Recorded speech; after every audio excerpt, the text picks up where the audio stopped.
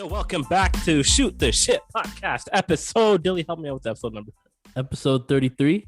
Episode 33. You gave me a little too much responsibility to remember that one, Dilly. Come on, you know I got that issue. You shoddy intro. you gotta be prepared. It is what it is. All right, how about rerun that? Yo, welcome back to Shoot the Shit episode 33. It's one of your co-captains, Big Yusuf. Excuse me? I don't know, bro.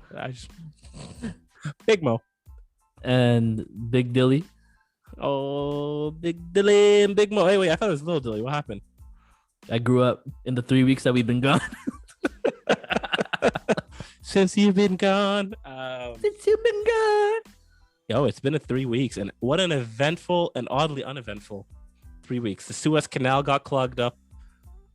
We went back to another shutdown and shut back up. We took a break, and we opened back up, and we closed back down. I got a new background. Look at this blur. Yeah. It's funny, when you move back, sometimes the mic gets blurred with the background, too. Look at this. Oh, look at that. Oh, magic. Yeah. Yep. So what have we been up to? We haven't been up to anything. Yo, we haven't been up to anything, and no. And we've been up to a lot, right? Yes. Yo, I forget how to talk to people, because I talk to people and be like, so what have you been up to? I'll be like, bro, I don't even know. I don't even like that question anymore, I don't think. Yeah. Yeah. What's up? What have you been up to? Like, so I don't know. What's your favorite intro then? Like, if you're meeting someone for a while, what should you start with? Be like, what? Hey man, you got tall. No, that's some brown people shit. Oh, you got fat. I don't know. I feel like it's just a thing you just have to get past. It's like a uncomfortable thing that you have to just power through. Yeah. I have such a hard time with eye contact right off the bat. Like, if I haven't seen you in a while, I don't even know how to look at you properly. Yeah, I guess we could talk about this too with the in-person clinical skills. When we went for that first time, I was just staring at people. And I was like, yo, what's this weirdo? Like, I forgot that they could see me too. Yeah. I have to look away real quick. Oh man, no, yo, in person, being in person again, that's so nice compared to the Zoom, man. People have height and depth. Yes, you know, they got real like glint in their eyes, and you are automatically forced to stay focused too. Yeah, and yeah, it's just nice. And to clarify, we're not fully in person for our listeners. We're just we have the occasional clinical skills in person. Yeah, and my man here, did you or did you not get the vaccine?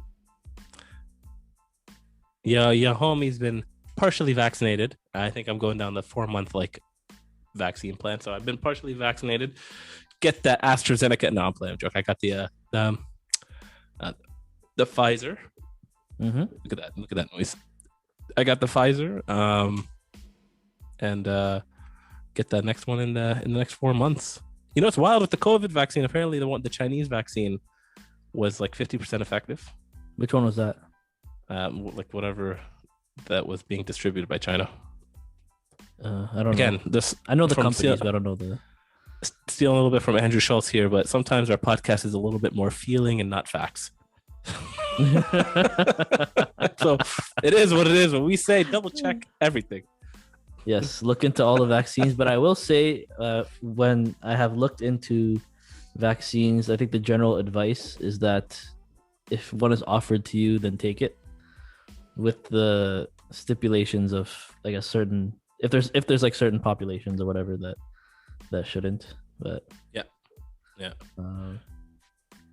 So ask your doctor about it if you have like a specific circumstance. So I know people are worrying about the blood clots and stuff from AstraZeneca, I think.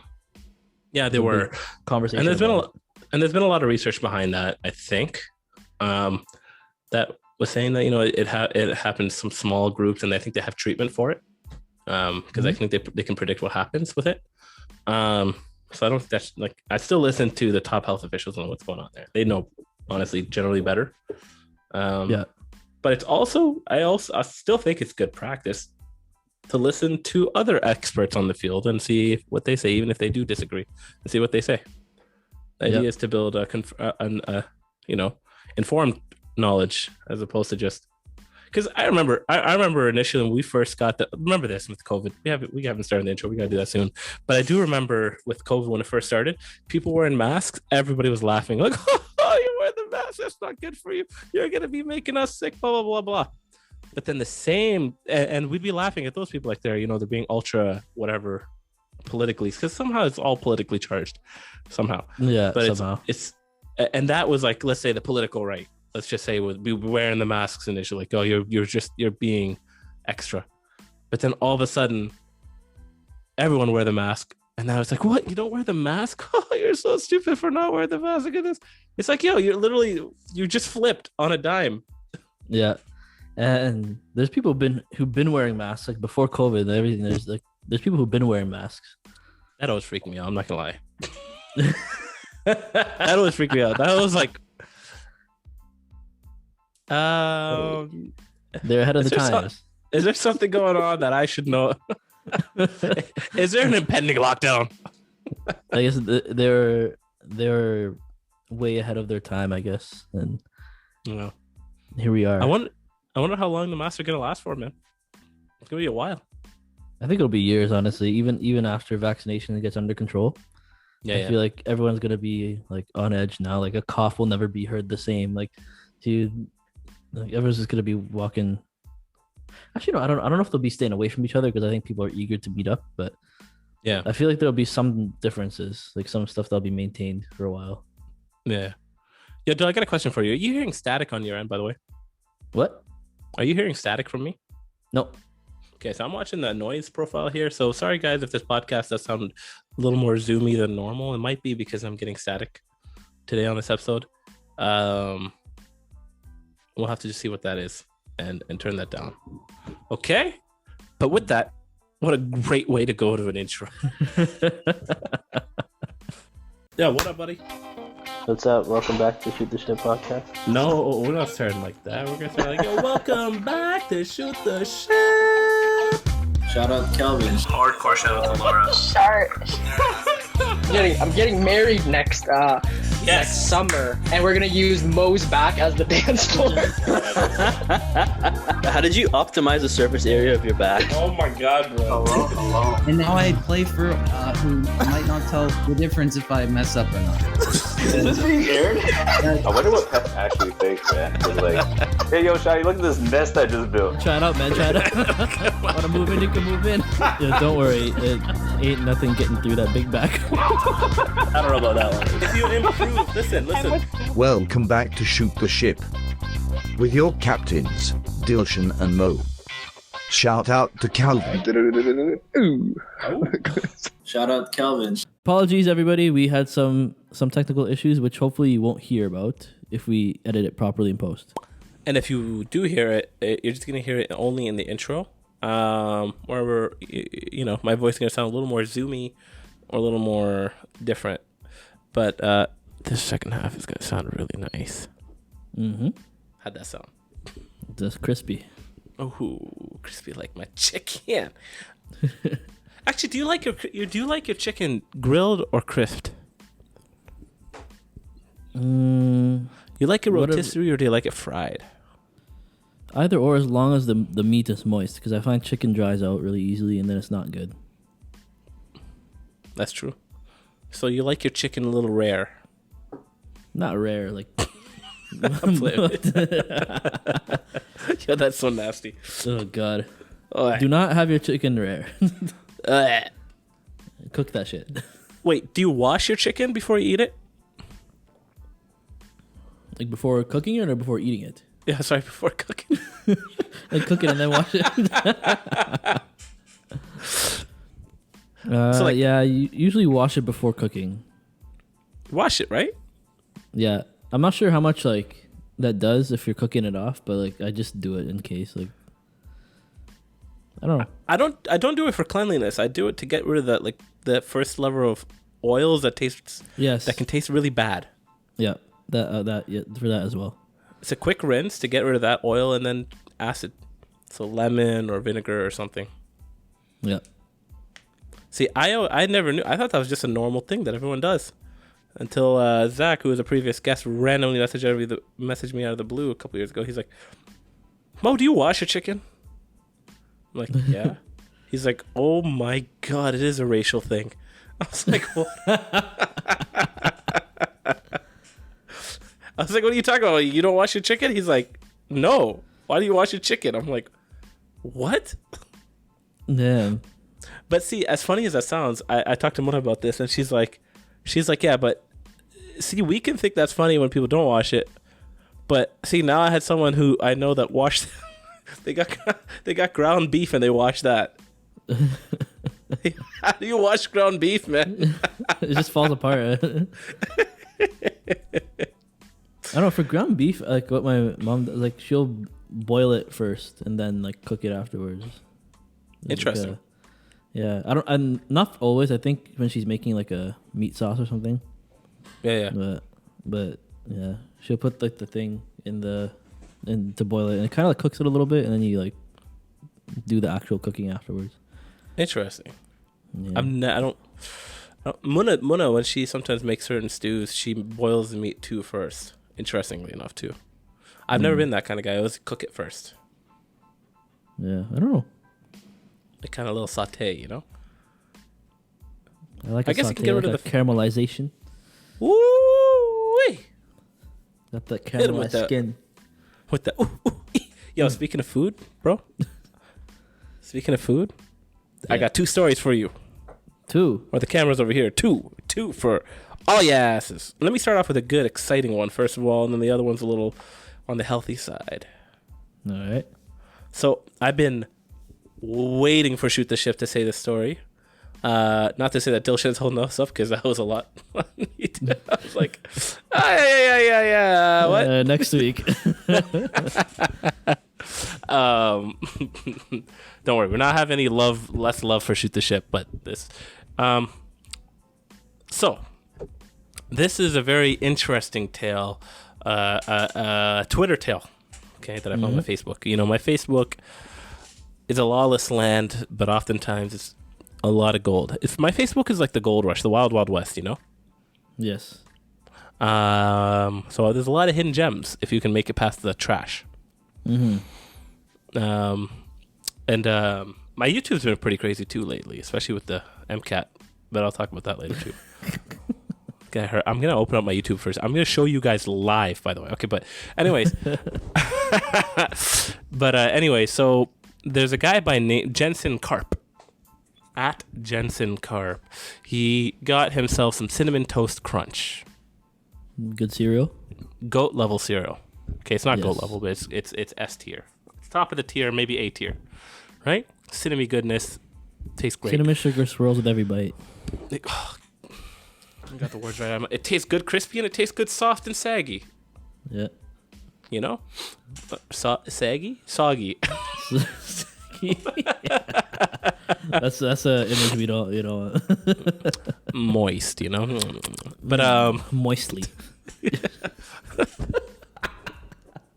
But anyway, let's get to the bread and butter of the story. Let's get to the milk and the cookies, you know. Let's get to the toast of the cinnamon toast. So Jensen starts us off with a picture of his cinnamon toast squares bag, and inside of it you see what clearly looks like 2 shrimp tail shells. Oh. And then he's like at CTC Squares, why are there shrimp tails in my cereal? And he says it's not a bit while putting a picture of that. So that starts us off on a little tirade. And then someone replied, this isn't General Mills' first rodeo with shrimp in their product / provided ingredients. And then she puts a picture saying, in 2009, General Mills contract manufacturer Indie Bake Products LLC took a shipment of Adkin blueberries that was contaminated with shrimp pieces. What the hell? The tainted blueberries were unsuitable for, this is in brackets now. The tainted blueberries were unsuitable for use in any General Mills product, much less the intended product. And then in end quotations, the suit said. So it was, I guess, a lawsuit. Damn.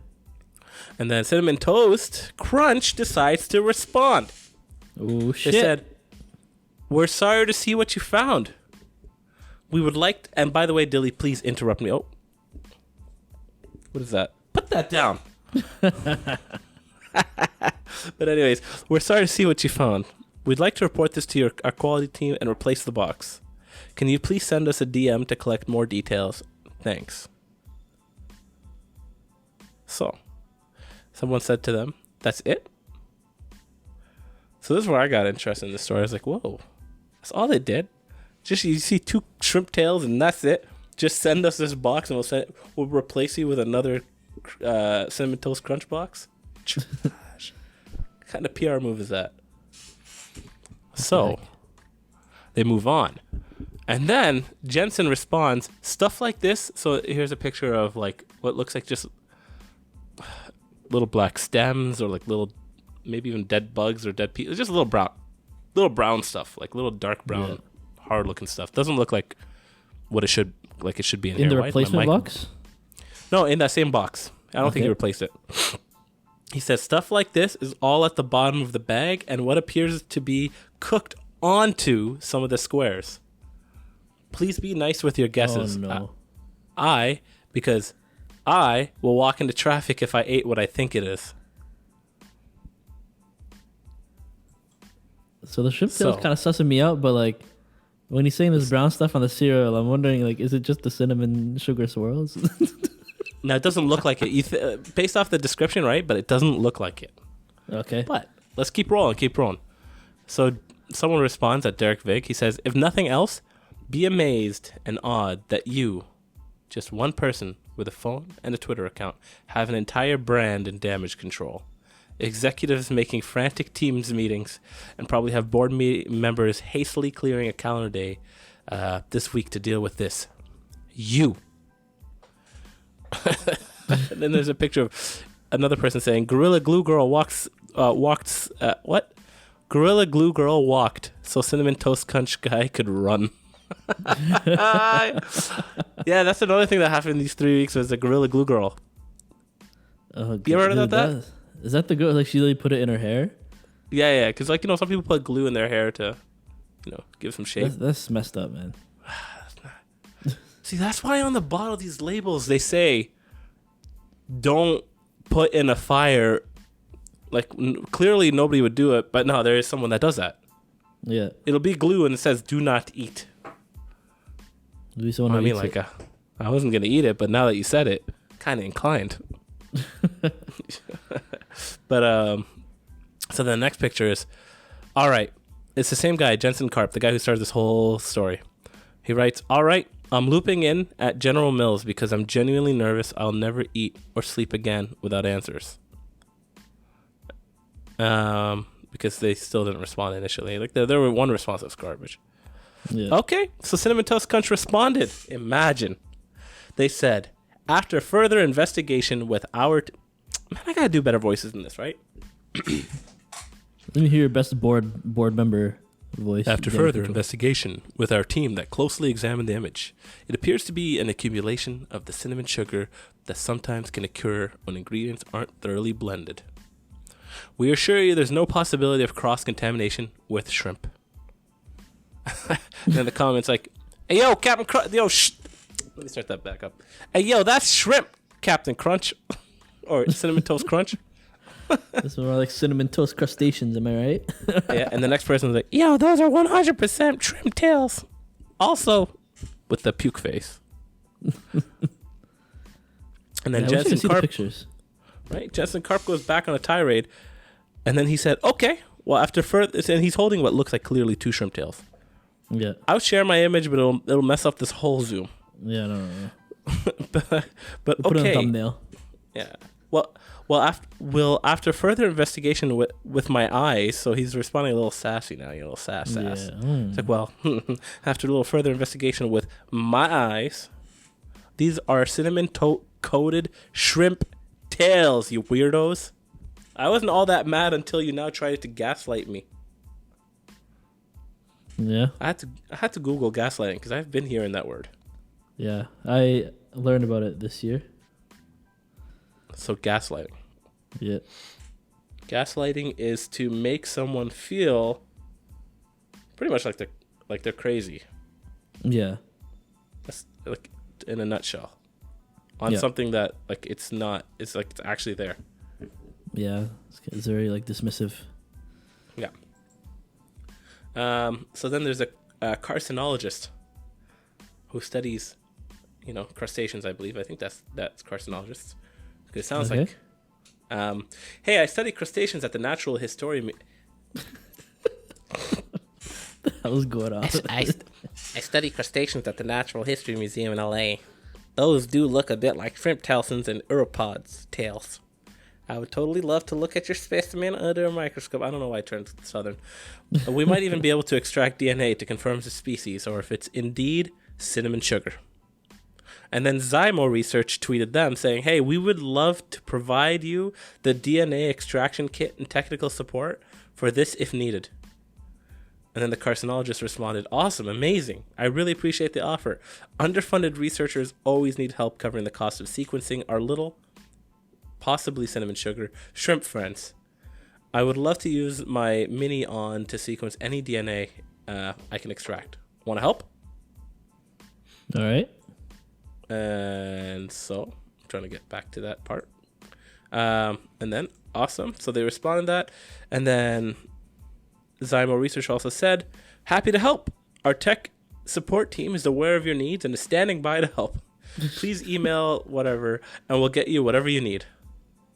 And then another person responded, your move at Cinnamon Toast Squares Crunch, whatever the name is, want to rethink your tweets before the science nerds start to enjoy themselves too much?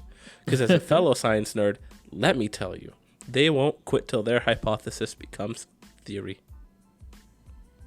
All right, see this person, I don't feel like this person needs to jump in on this story. I feel like this person just came in kind of excited. Like, come on, like offer me a DNA kit or something. Like this guy's giving me a DNA kit. This guy's offering me to test it. Like, what you got? There's those people that provide nothing to any, no substance. It's just like, hey man, I'm a science nerd too. If you're gonna talk the talk, you gotta walk the walk. Yeah, you gotta write the right. That's what science nerds do. Yeah, like you gotta publish. You gotta give him some maybe toss him a microscope or something at least, or I don't know. Man. What was that one science? That one science website that's always off Facebook? Like it's like little kid science, man. I forgot what it's called. I don't know. I don't know if I've seen that. I don't know. It is what it is. But anyway, someone else respond. As a person with severe shellfish allergies, this is really scary. It's true. That is really scary, actually. And denial of what is so obviously shrimp tails is dishonest and disrespectful. Like you and all of us can't clearly identify what this is. Why not just play that Nelly? It wasn't me. Why should you play that Nelly? It wasn't me song? And then someone else, because that song was by Shaggy. This is when I got hugged. And then someone with a picture of Goku Obama smoking a cigarette as a profile picture. What's going on? Puts a picture of Stanley laughing, Stanley from The Office, and says, "This entire fiasco is getting better and better." Yo, if you get Stanley laughing, bro. Oh, this one made me die. Okay, so then we move on. Okay. Back to Jensen, okay? Jensen then says, I think we've all dated someone like Cinnamon Toast Crunch. Why? Because he put a picture where they're DMing, and Cinnamon Toast says, thank you, Jensen. We would like to also send you some General Mills vouchers for this unpleasant experience. If that's okay with you, we'll send them right away. And then he said, no, you just told me it wasn't shrimp tails. And then Jensen continues on, okay, so they want me to send them the shrimp tails for a closer look.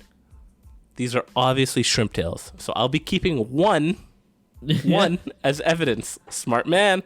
Yeah. Or woman, or anything else. I shouldn't be assuming here, as I now feel like Sandra Bullock in the net.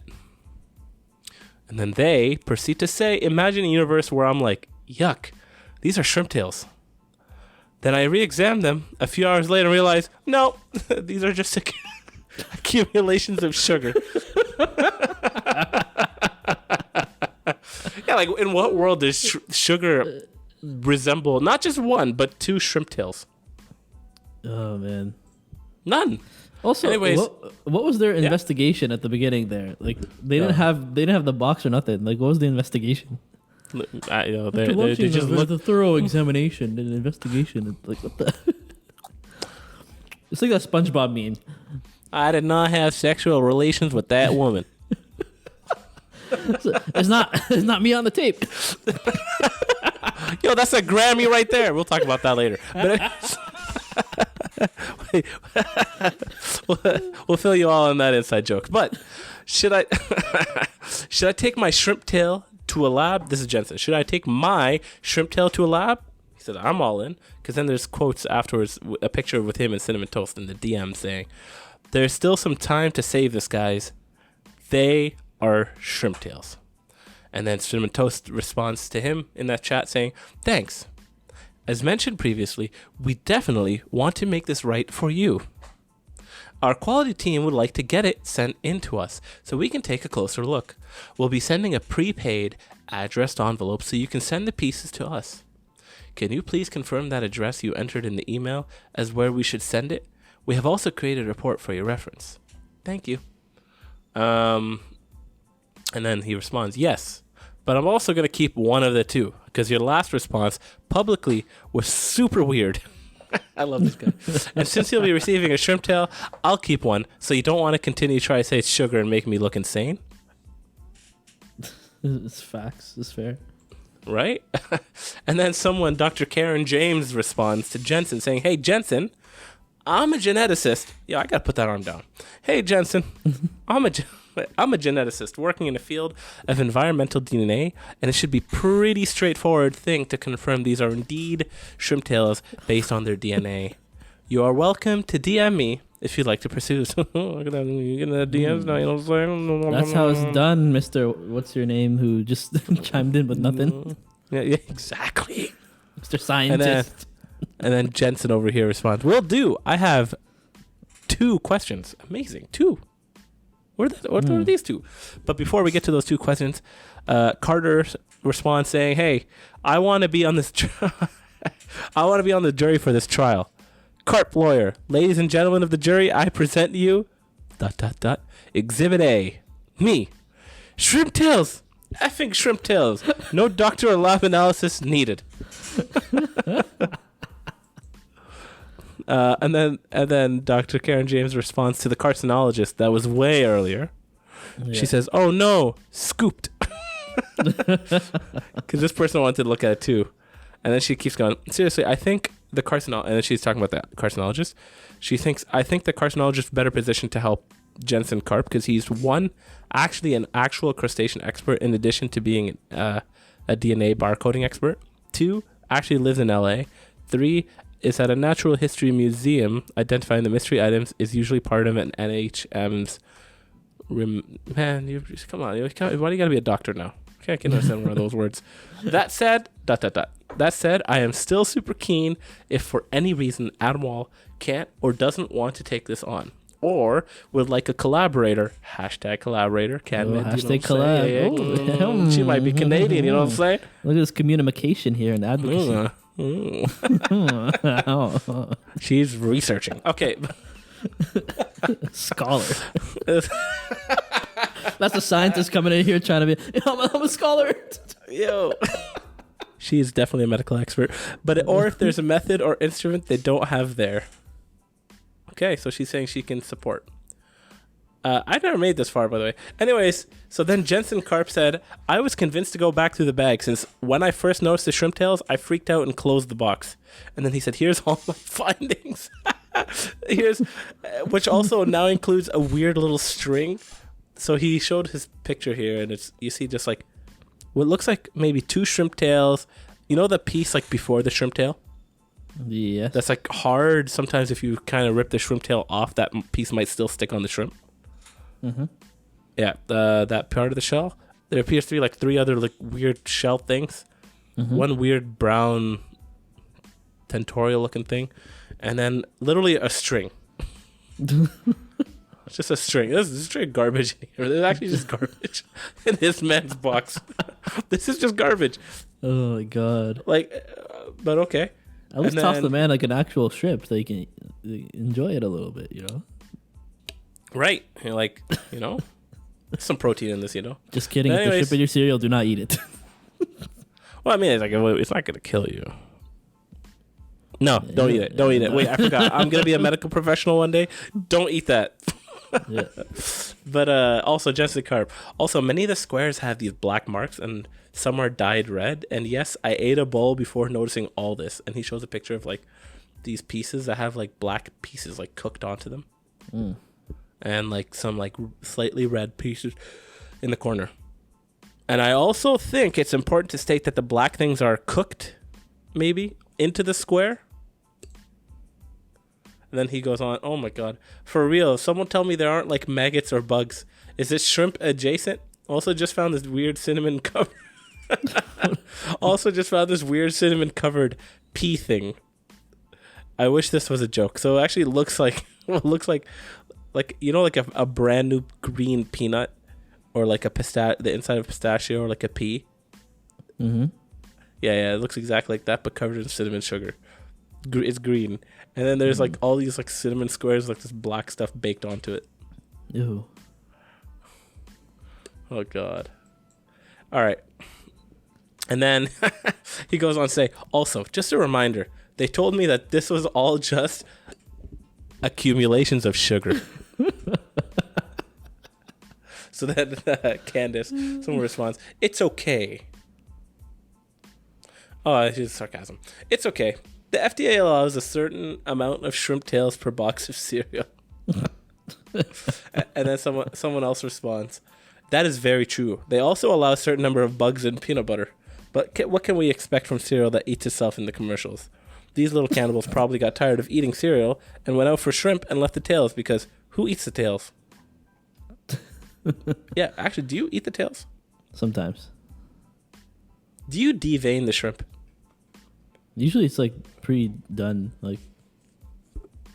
But if it's Yeah. not, then I will. Okay. Because usually like Well, I when you don't- buy like shrimp, like it's all peeled and clean. True. You can buy shrimp like that.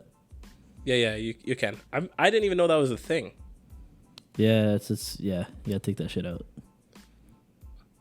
It is what it is, Yos. It is It what it didn't kill is. you. If Doesn't I'm kill you, feeding make you you, stronger. don't worry, it's gonna be deveined. I'm feeding me, it depends on my level of care. It made no difference to me. Just give it a little bit of crunch. Anyways, Chilt, another response on that story. He said, hello, I'm a food safety auditor, and this is actually a huge problem. This should be reported. This company may have a recall on their hands, as shrimp is an allergen. Continue to document records and photos and keep on file. Save the box. They will need lot code info. So like the lot number. Mm-hmm. And then this person just said, I just screamed in my house. And based off a response from someone else saying, mouse or rat droppings. Guaranteed they made a home in a bag of flour or other raw ingredient, and all of the shrimp, string, and everything else is their scavenged items. Oh. Oh my God. And then she said, Jennifer, I ate a bowl. And this is a response to Jennifer, who responded to him saying, imagine if you hadn't noticed any of this until you were eating it. And then he said, okay, I'm going on TMZ Live tomorrow. Well, this is on TMZ. And then someone responded, I was going to say the same thing. Mouse infestation. They raided the trash in an employee break room for shrimp tails. The string looks like what infused into certain types of packing tape. Is the baking temp for CTC, or Cinnamon Toast Crunch, high enough to kill hantavirus? Yeah, you better not start another pandemic. Cinnamon Toast Crunch. God damn. I'm hungry for some Cinnamon Toast Crunch right now, man. I'm not even lie. I'm not even lying, man. weird. Like I wanted more. I want it so bad right now. Oh, man. But anyways, if it was introduced at the stage of baking the squares, I imagine the hantavirus would be killed at 140 degrees Fahrenheit, which is like the equivalent of like It's hot. something. Bless you. Bless you. Sorry, man. The cinnamon the talk of it. But it was introduced at the stage of the baking squares, the hantavirus would be killed. However, if the contaminants were introduced in the sugar tossing stage, it would not. No baking or heat treatment in use after that stage. For his sake, I hope it was all cooked. Yo, this is legitimate, like a legitimate story. Oh my god. Dude, and then another person unfolded so much. Yeah. Another person said, I work on a farm and we recently cleaned out a bulk bin. There was a shredded plastic and tons of other gross stuff in the bottom.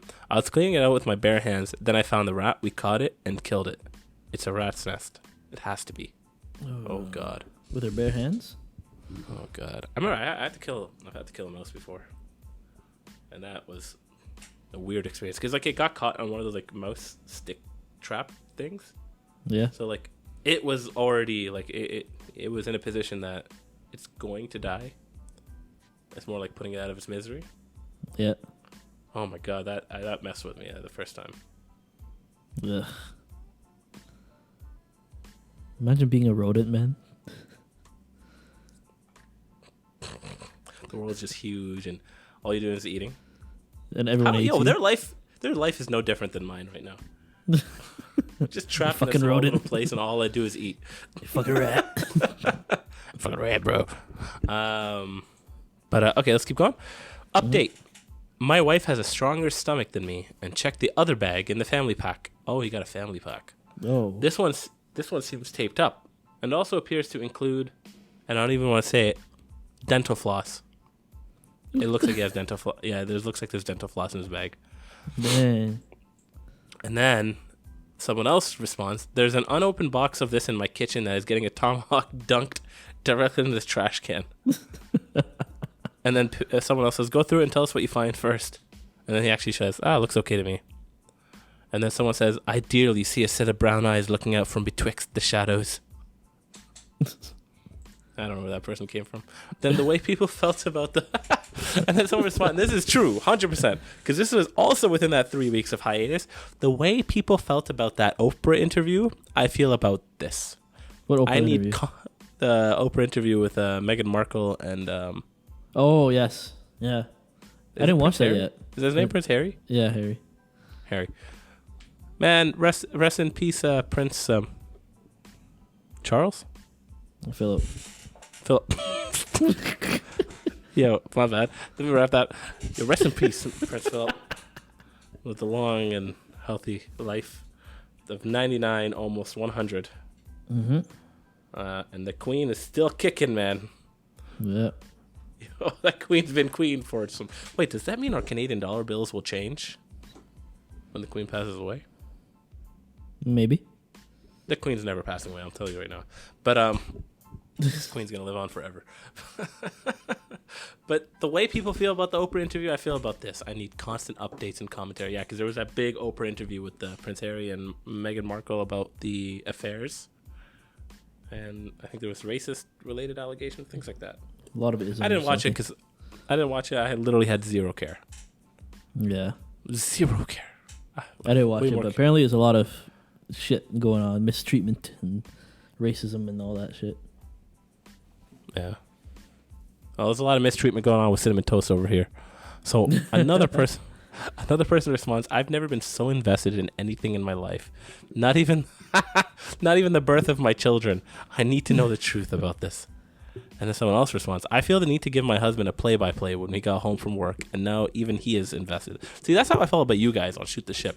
I think this is as far as I made it. And then I'm like, I gotta stop it right here. And then someone says, call a effing exorcist. And then someone said, yo, Seth, there's a script to be written here. Oh, it's Seth Rogen. Oh. Yeah, Seth Rogen responded. Anyway, Well, so sorry if Jensen you heard a lot of continues. noise. I was adjusting my microphone. Yeah, it's all Gucci. Yeah. And then Jensen responds, this is something that I have left offline for a bit. Just to speak to them first. But it was at the Woodland Hills Costco. Because someone responded, where'd you buy it? So then someone else said, yeah, you're about to get bumped up to the Costco executive card at no extra cost. Probably true. And then someone said, this is going to end with you meeting a General Mills whistleblower in a dimly lit parking garage, isn't it? Someone said deep toast, wheat throat. I don't know where the wheat. But the deep toast I like. Yeah. Then Jessica goes on. I genuinely wish this was not real. All day I've tried cognitive dissonance, yet it is still real. On the bright side, someone responded. On the bright side, this is all absolutely riveting, and I am on the edge of my seat waiting to find out the conclusion of the saga. Yo, man, stop with this filler, y'all. I want to get to the end of the story. I can't wait. The response to be what within this terror. Okay. So next big next big thing. Next big thing. He said, "My little buddy here." Ooh, looking like General Mills, kind of sus. Yeah, black is pretty sus right now. Yeah. So Jensen responds, so I called poison control. Good news. If it is rat poo, I won't feel the flu-like effects of an infection for at least a few days. That's good news. And then someone responded, or Batman 1939 responded with a picture of the Simpsons, where it's like you see Bart Simpson leaning over, like coughing, like pain after eating a cereal, and it says, "Free inside, one jagged metal crustio." And then someone says, "There is always a Simpsons episode." And That's then probably true. Yeah, and then so Jensen says, "I'm the new Gorilla Girl, aren't I?" And yeah, people are calling him now the Cinnamon Toast Chump. Yeah, he's made it on like a bunch of big things like Hooters and Peyton Oswalt, whoever he is. Damn, yo. Who's Peyton Oswalt? I don't know. Okay. Lucas. It's crazy to me that yesterday morning General Mills could have just given you $300 and told you to shut up, but they decided this whole saga would be better for their brand. And I'll be honest, I think it might be. I think I want it. Yeah, I think they made the right choice here. What do you think was the? At least from a business perspective. Do you think just getting a replacement box would have been acceptable if it was you? Me? No. I would have gone all the way. I would have done what this guy did. Yeah. The fight is one of my favorite parts. Knowing you, though, Dilly, you would have had to go through rehab with all of us. You've been calling us up. We were like, yo, just call that man. Yo, check this tweet real quick. You'd be like, man, I don't want to look shady. No, they're gonna think I made it up. I'll eat the shrimp tails, man. Whatever. Oh man, you probably pretend like you forgot the box at the grocery store. But anyways, he gives an AM update. He says, "I feel fine. I'm going to get the black stuff tested today, and I'm also going to talk to Costco. Most importantly, nothing new from General Mills since they asked me to send them the shrimp tails that they had tried to convince me was sugar."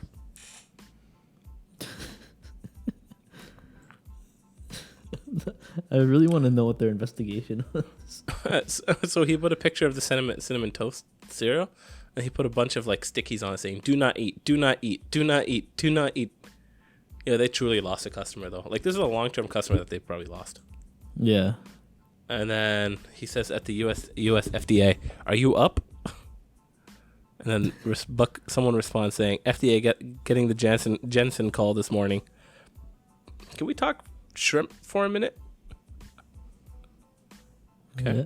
Is this going? Yo, this is long. Yeah, how long Anyways, is this shit, man? This is legitimate saga. Like, yeah. He continues on. "I plan on continuing full transparency for those concerned about their products. This is the first I've heard of them since yesterday when they said they were sending an envelope and my new response." Okay, so what did they say here? "Hi, Jensen. Our team reached out to you by phone and left a voicemail. We want to set up time to have FedEx to stop by to pick up the items you found and all the packaging. FedEx needs a 3 to 4 hour window where you're going to be available for them to stop by, yada, yada, yada." This is from General Mills? This from General Mills. And they're just giving him a time, essentially. And then he goes on, he responds saying, "I won't be giving you the stuff, especially as last I heard from you, it was an envelope. Again, your tweet calling it sugar was super weird, and the fact that you haven't said anything to the contrary doesn't allow me to trust with you at all. You're being super sketchy and odd. When this was a very easy PR response to make people feel assured you cared about your..." And then he just showed the rest. And it says, "Also, yes, they want me to be at home for a 3-hour window." And then someone said, 7 seconds of silence. I'm dead. And then someone said, 7 seconds of silence will be the title of this Netflix doc. It's gonna be one of your true crimes, Dilly.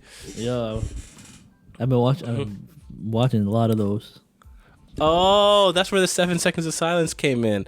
It's the part that we missed, right? It said there was also no voicemail. It was just 7 seconds of silence. Wait, who got a? The Jensen, the guy who started this whole tirade. So like, General Mills left. Oh, they said they left him a voicemail. Yeah, either him or FedEx, who one of those two. Yeah. Oh my, that's. Oh my god. Oh my god. Yeah. 7 seconds of silence sounds like a horror movie. That'd be a sick documentary though. Real talk. Oh yeah. Oh yeah. Oh yeah, buddy.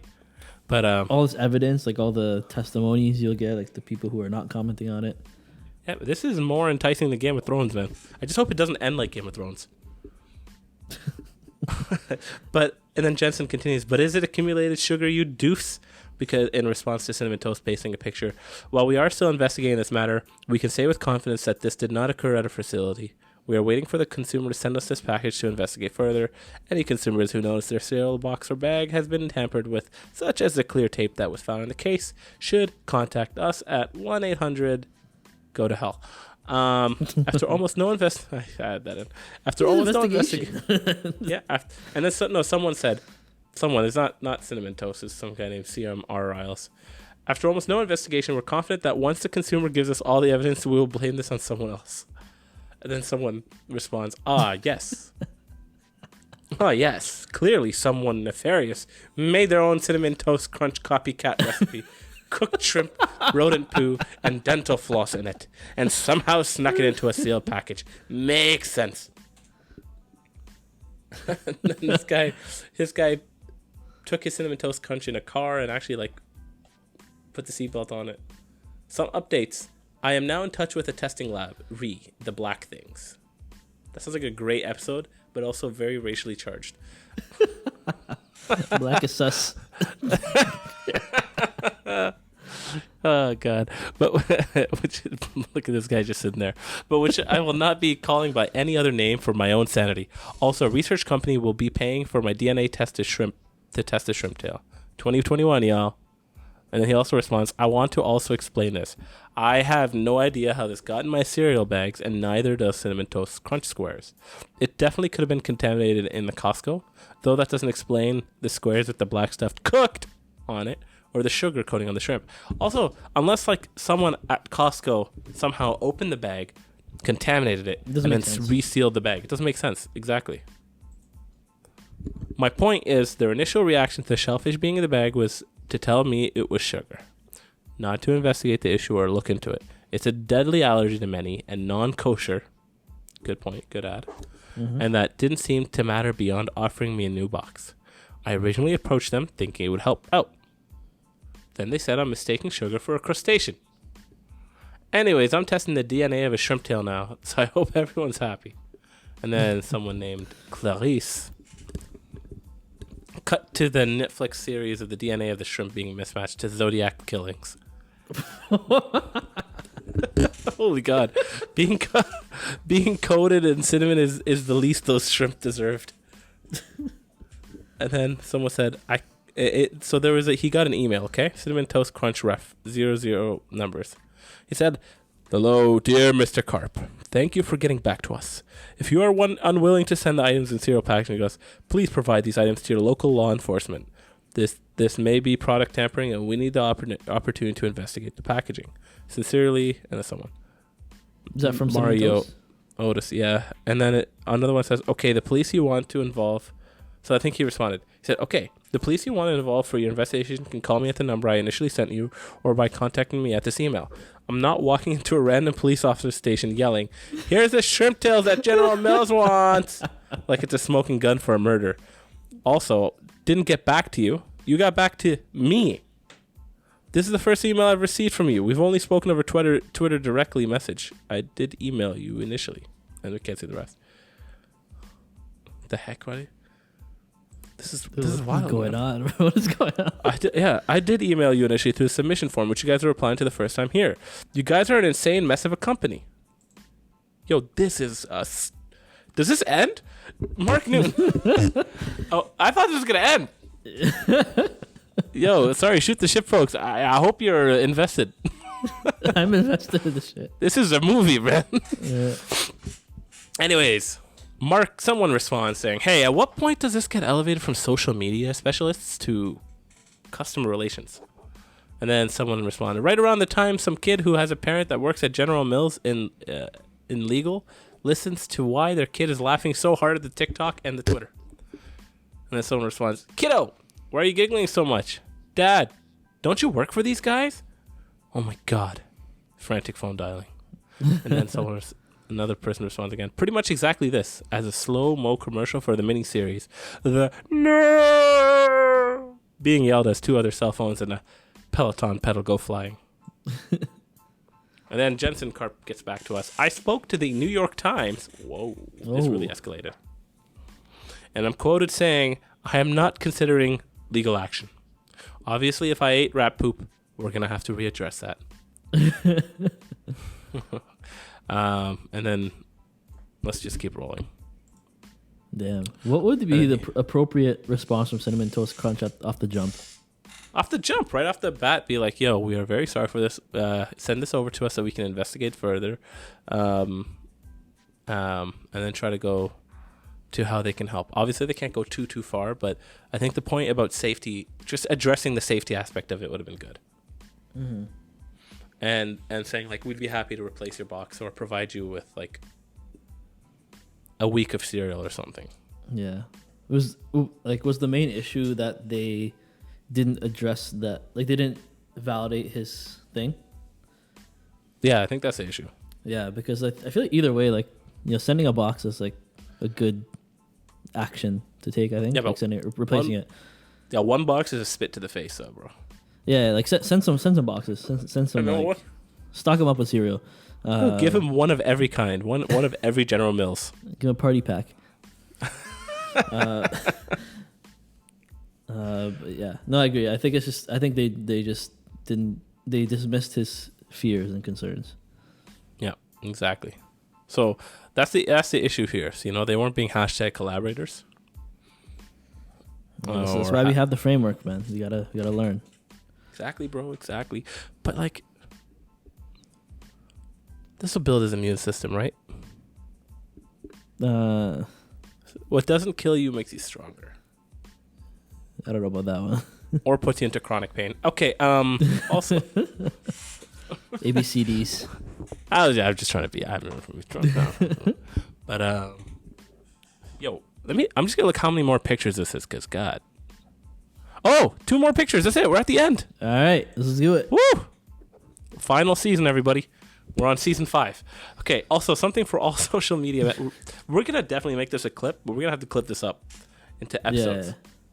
We gotta have an outro that goes like doom doom doom doom doom doom doom. But also something for all social media managers to take out of this. Your millionaire bosses will throw you to the wolves. No one outside of the social media team has tried to contact me, yet they're getting insane directives from them. If you get paid to tweet stuff like oatmeal is bae and what does TFW mean? TFW. What's the context? TFW, you drank our lemonade. That face when you drink our lemonade, I think. That face. Oh, yeah. Okay, yeah, that face one. Okay. Let me handle the stuff above your pay grade. This isn't what you were hired for. They have an entire PR teams and crisis management groups. You're good at means, and this isn't fair to you.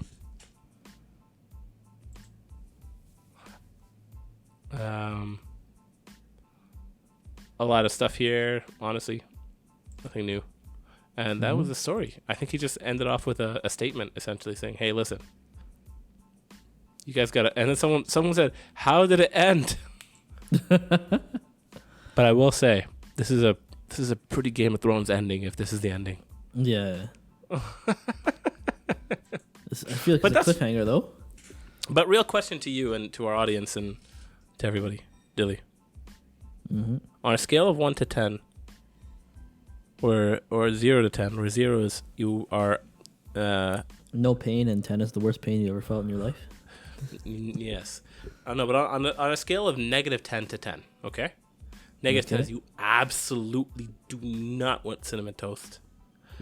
Right? 0 is your neutral, and then 10 is like, yo, I need cinnamon toast right now. Where are you on that scale? 9. Positive 9, right? Yeah. Yeah, I'm a solid like 8, 9 too, bro. I'm not even like, I'm feeding it. I want some cinnamon toast crunch. This is a goat cereal. Right? I'm feeding it. And you know what? I wasn't even thinking about Cinnamon Toast Crunch until this all happened. Yeah. I wasn't even thinking about it. What if that's what they're planning this whole time? Yo, you know what? That could be a conspiracy right there, bro. No, that's the documentary. How do you think they get the crunch in Cinnamon Toast Crunch? Shrimp tails. What do you think? You think sugar's supposed to be crunchy? That's true. No, unless it's creme brulee. Also, it's probably the dough, the other part of the cereal part. Is crunchy. But dough is soft. How do you maintain the crunch? You gotta get the chitin in there. You gotta get that crustacean shells. You gotta get that wrap. I think you cracked it wide open. Cracked it wide open like I cracked that shrimp back, baby, back shrimp.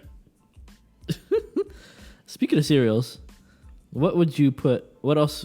We're not gonna turn this into a Halloween episode, but what are your favorite cereals? of the mainstream cereals, and don't give me no like fucking syrup bunches of oats or whatever the fuck. Like, discount. No. But I will before we get on that question. I was genuinely like thinking you're gonna somehow segue to R. Kelly. I was like, but we'll get that. Okay, what would I give my ratings? Let's not go too long on this one. Yeah. Top of the cereal chain. Top 5 in no particular order. Vector is really high up there for me. Never tried it.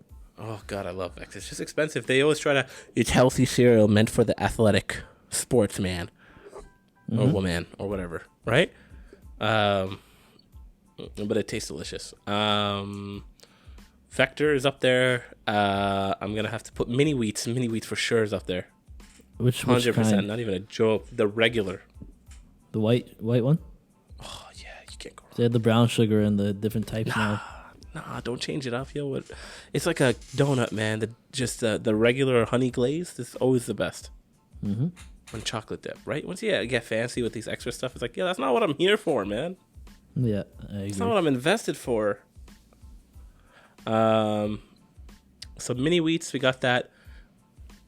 This is stupid, but I really, really like, what's it called? If you get me just regular Selection brand, not any other brand, but Selection brand cornflakes. There's a level of like flavor of like cancer in there that I enjoy. I'll have to try the Selection brand, but there's a level of cheapness in there that I just love. It's like wafers, like chocolate filled wafers. The cheaper they are, the better they taste. And like cheese puffs, the cheaper they are, the better they taste. I don't know what it is. Let's do top 3 because top 5 starts to get hard. yeah, it's hard. Okay, so those are yours. I'll go.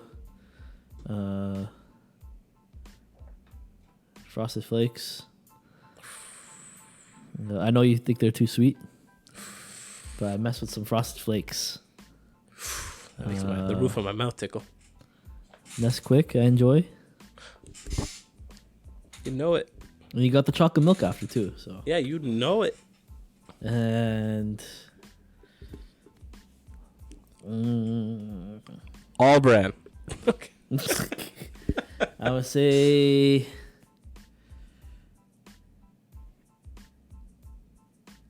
there's so many good cereals, man. So many good cereals. But I guess for the purposes of this, I will say Honey Nut Cheerios. You like that honey nut, don't you? Yeah. Honey bunches. Mini of wheats are nut fire milk. too, though. I like mini wheats. Yeah. Okay. See, I used to really enjoy Frosted Flakes. But that was too sweet, man. It's too sweet. No, I mess with it heavy. It's weird Have you because ever as I had grow older, what's that? Apple Jacks, I think it's called. Have you ever had that? I'm not usually a fan of apple cinnamon flavor stuff. Oh yeah, you're not. Oh, French Toast you Crunch. That's another one I throw up there. French toast is great, especially if you eat it like. Some cereals are actually like really good, not with milk. That's one of them. That's one of the ones you can just eat all day. Yeah. That, But I still like it Honey with Nut milk, though. Yeah. Mini wheat is Mini wheat is impossible. It's impossible to eat without milk. Yeah. I wish they had a little bit more sugar coating. No, that's the thing. I don't know what it is. I like that level. Any more and it just becomes sugar. Just after, like right now, like I'll get that initial hit of the sugar, but then I'll just be like I'm eating like a nest. That's yeah. You might find a bird inside, man. Yeah. Yo, you might find an eggshell. That's what's happening, bro. Damn. You might find a robin egg, the blue ones, or a mini egg. Yo. Oh.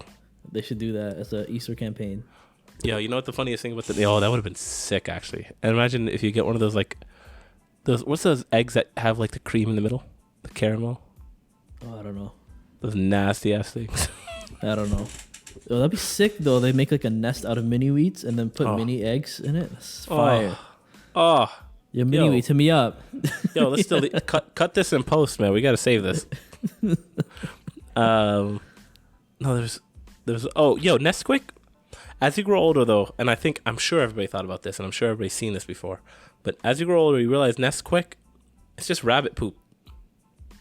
Yeah, that's what it is. I think it's the point of it, right? That's why it's... Yeah, it's just the bunny's poop. Yep. It's just little tiny pebbles. Yeah, I think that's the aesthetic of it. It's like literal rabbit poop. How's that an aesthetic? How's that appetizing? They probably left that in for like, if you know, then you know.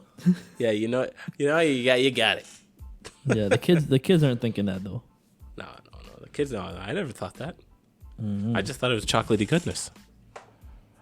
It's fire. I want to buy another box. Oh, bro. Cinnamon Toast Crunch up there too.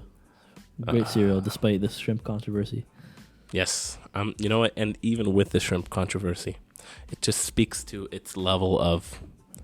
I respect the ruthlessness sometimes. It speaks to a level of ruthlessness by the company.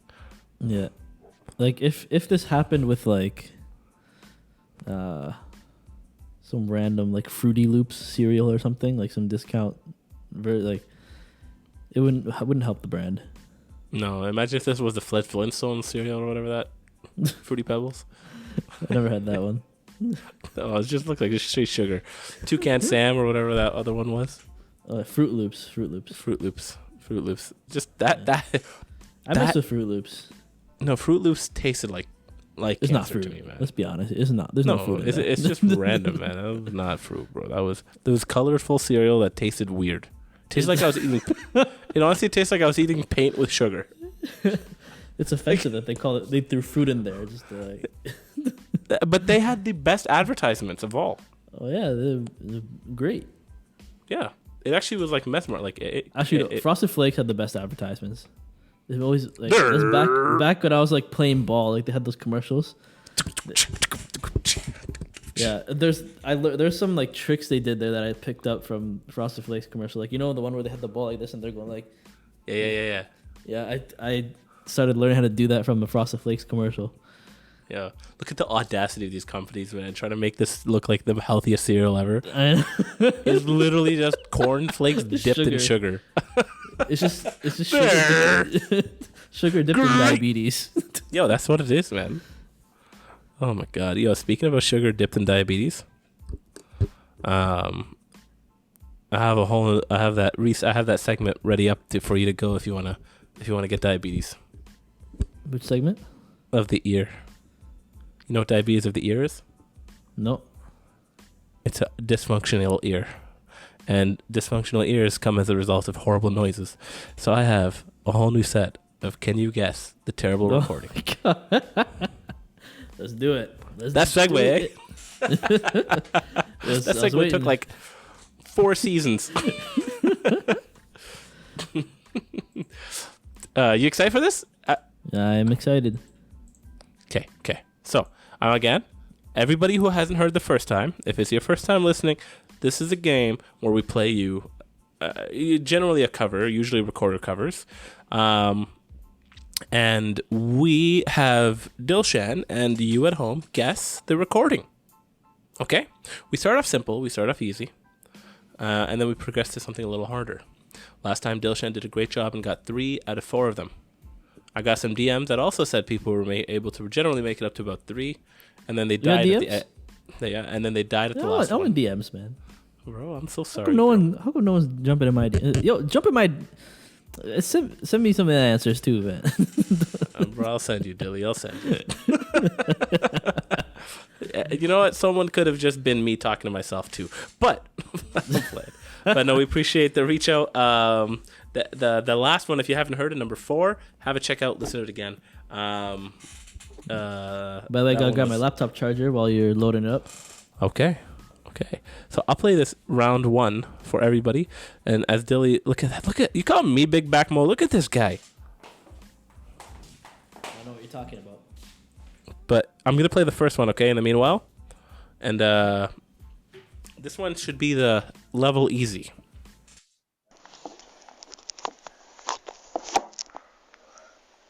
And he's setting it up now. All right, here we go.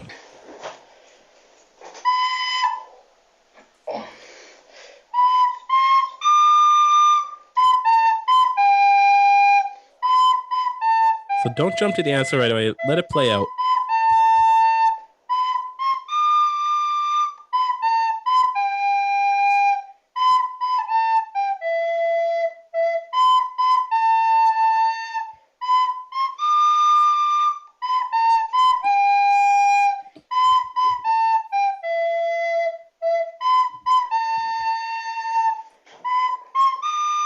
You have another 30 seconds.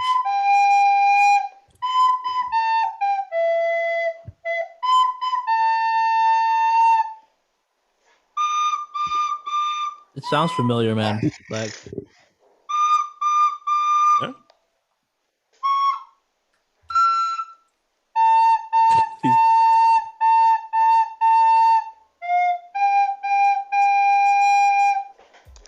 Okay, who's doing great up until the end there? Were you able to get it? Could you have a guess? Do you need a hint? I may need a hint. I don't think I got anything. By the way, I brought some chocolate. Oh, did you make that? We didn't end up making it. Didn't have time. Oh, But I just have like a shit ton of chocolate chips here, so I'm just gonna munch on a few. nice. Save that for me when we go exercising sometime. But okay, so here's the hint. You may see shrimp.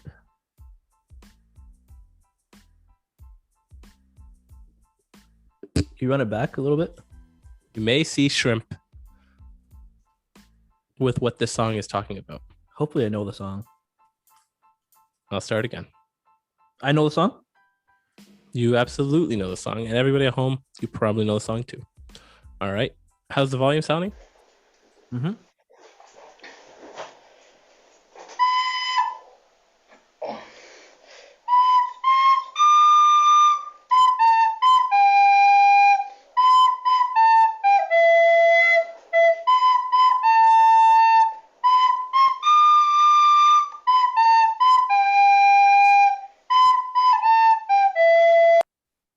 I'll give you another hint. Mm-hmm. The song is British, but also very popular internationally.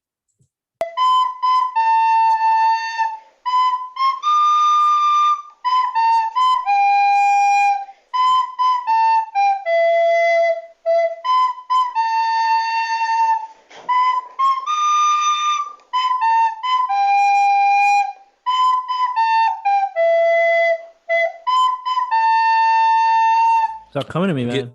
I'll give you one more hint. And if you can get this before Dilly, or if you've gotten this before Dilly, just understand you're better than Dilly. Yeah. Okay, so the last hint is the vocals of this song was performed by the drummer of the band, who's probably the poorest vocally. And it's by a very popular boy band.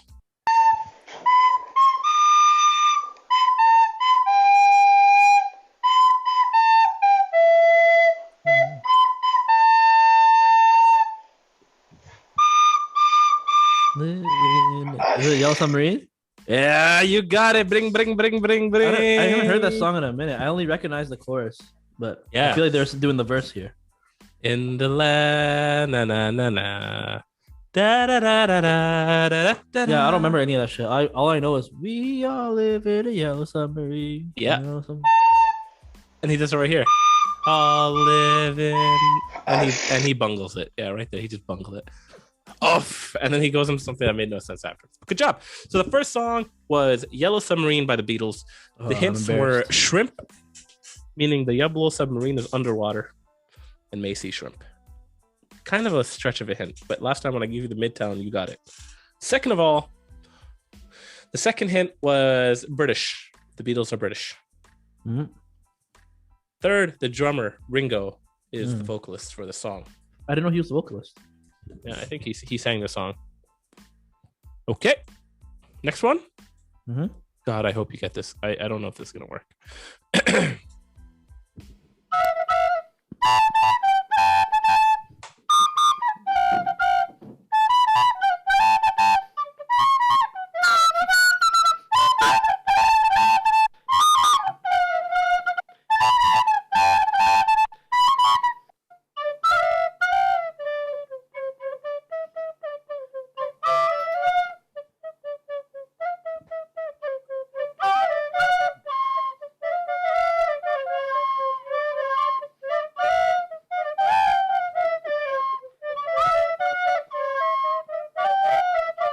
Painful.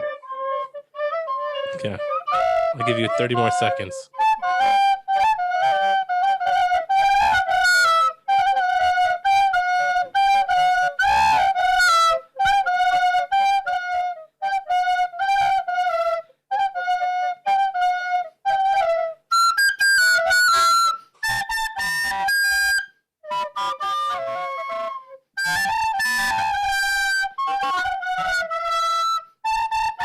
Oh, You got 10 more seconds. I don't know if that'll help, man. Okay. Okay.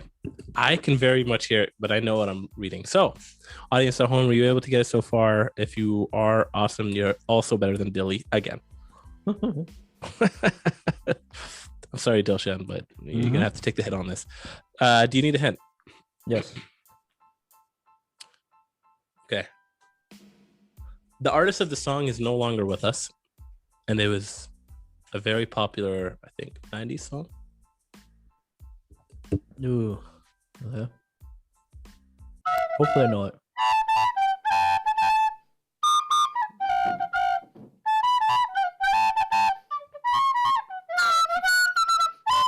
I'll give you one more hint here, just right here, too. Right here.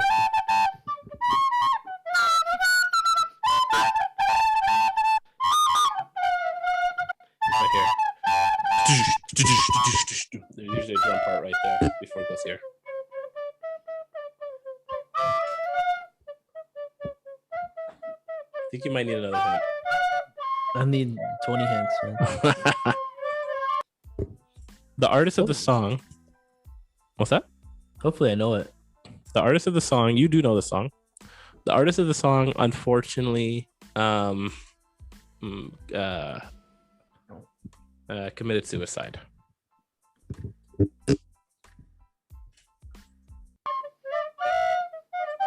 He was part of a band.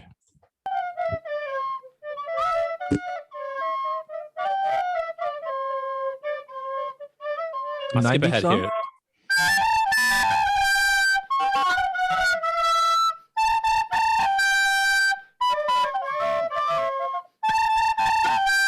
Oh, Did you get it? I'm One last hearing hint. something now. But One last hint before I have to give it up. One last hint for if you at home need it too. Some might say Cinnamon Toast Crunch smells rather cinnamony. And some might say shrimp smells really shrimpy. And at a party full of teens, what would you say it smells like?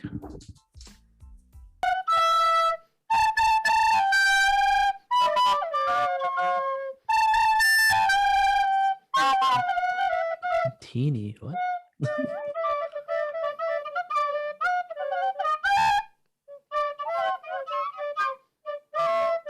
I'll play you the chorus, okay? Yeah.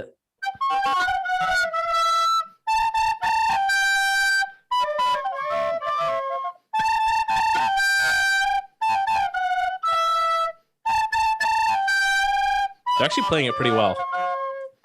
I know. I hear a familiar melody, but it's not coming to me. Okay, and here's one last. You might get this. Teeny.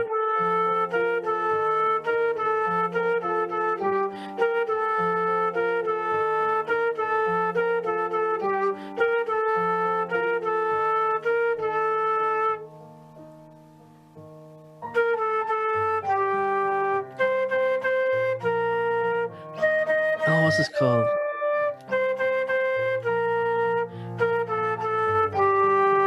Yeah, I can recognize it. I can't put my name, put a name to it. Smells Like Teen Spirit by Nirvana. Yeah, I didn't listen to them, so I'm not really familiar. It's just like a very vaguely familiar melody, but Hey yo, hey yo, hey yo. yeah, no. Entertain us. Okay, I don't feel as bad Here we because I don't know are. the song well. Okay. Well, I'm very sorry, Dilshan, that you didn't know the original song. I did my best to get like really, really popular songs. Just not a but really that's okay. popular guy. You outed yourself, my friend. It's okay. Mhm. So if you got it at home, great job. If it smelled like Teen Spirit, you smell like Teen Spirit. Actually, you should not smell like teens unless you're a teen. Mhm. No Chris D'Elia or Kelly on us here. God. But that's gonna keep popping up. But Do you have your passport? did you get your shots? But so let's move on. The last song, okay? So far, Dilly, you're not doing so hot today. What's going on, my man? I know. Anyways, last one, okay? This one is no longer instrumental, but now it's a cappella. The exact opposite of instrumental, if anything, actually. Instruments based off just voices, right? So it's not a recorder anymore? Not recorder. Let's see if you get this.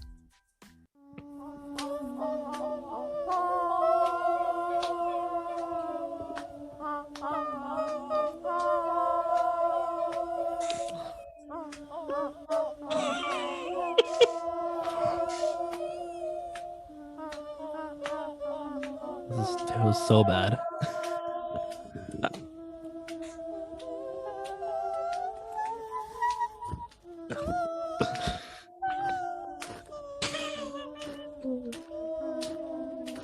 Is there a song? This is still the intro. It sounds like an intro to a song. It's the intro to the song.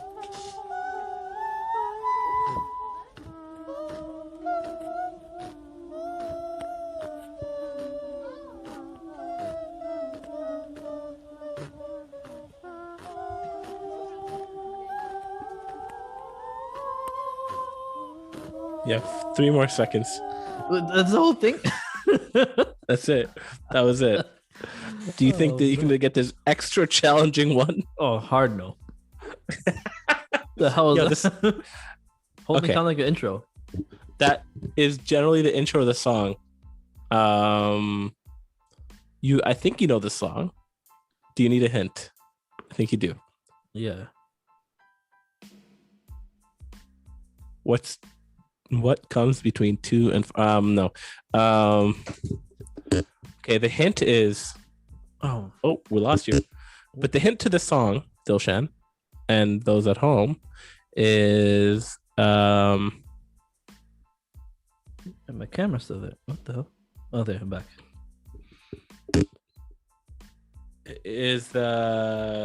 I'll give you this hint.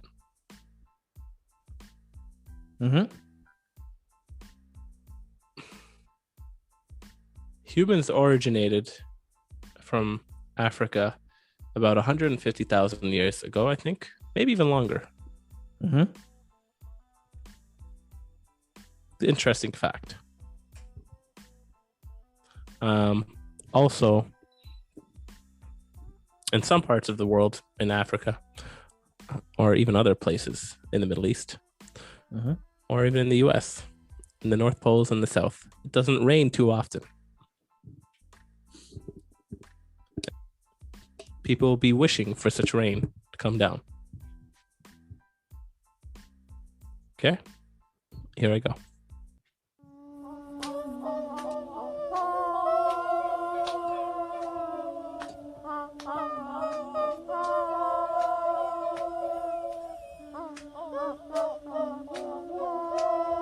This is oddly mesmerizing. Yeah.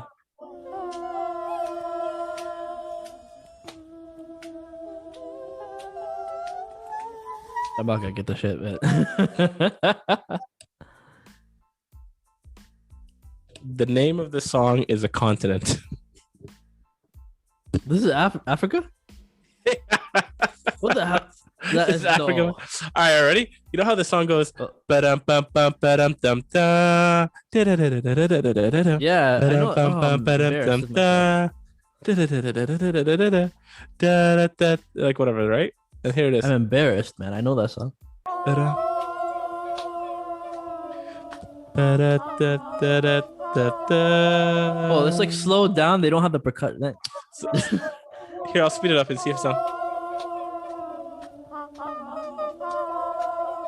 A little bit. I hear it now. Confirmation bias. And then here. Do. Oh, next one. Do.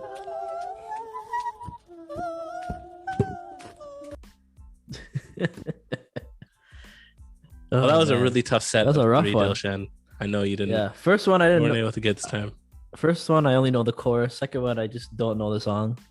Yeah. And then this one I'm embarrassed, but also it was trash. But you have to understand how deep I dug into the internet to find these. This song only had 100 views. And the comments, there's only 2 comments, and one, the top comment so far is my favorite. It says, "I don't understand this, but you are doing great." That's exactly what I think of it too. Yeah. Okay, well, what's that? No, that's my sentiment as well. Yeah, and then here's one last song. If you think you can get this, ready? Mm-hmm. And I'll tell you this: I've never heard it before, so this could literally be anything in how it sounds. Oh, my legs numb. Shit. Oh God. Anyways, the comment says, I'll just tell you right now. The comments, hey, I have so many questions, and the other person's heckin' great. You are the best. All right.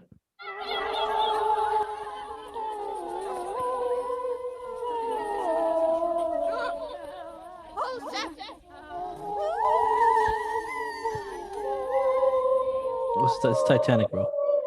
No, how did you get that so easily? I heard the melody.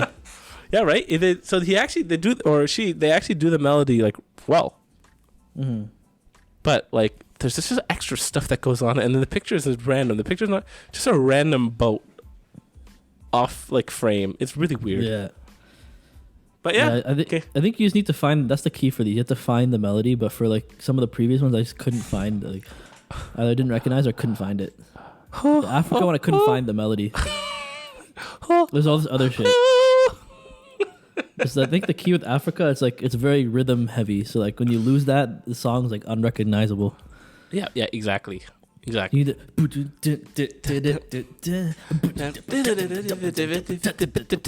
like it has so much like sick drums and stuff. I bless the Appropriation. rains down in Africa. The song Bless the rains down in Africa.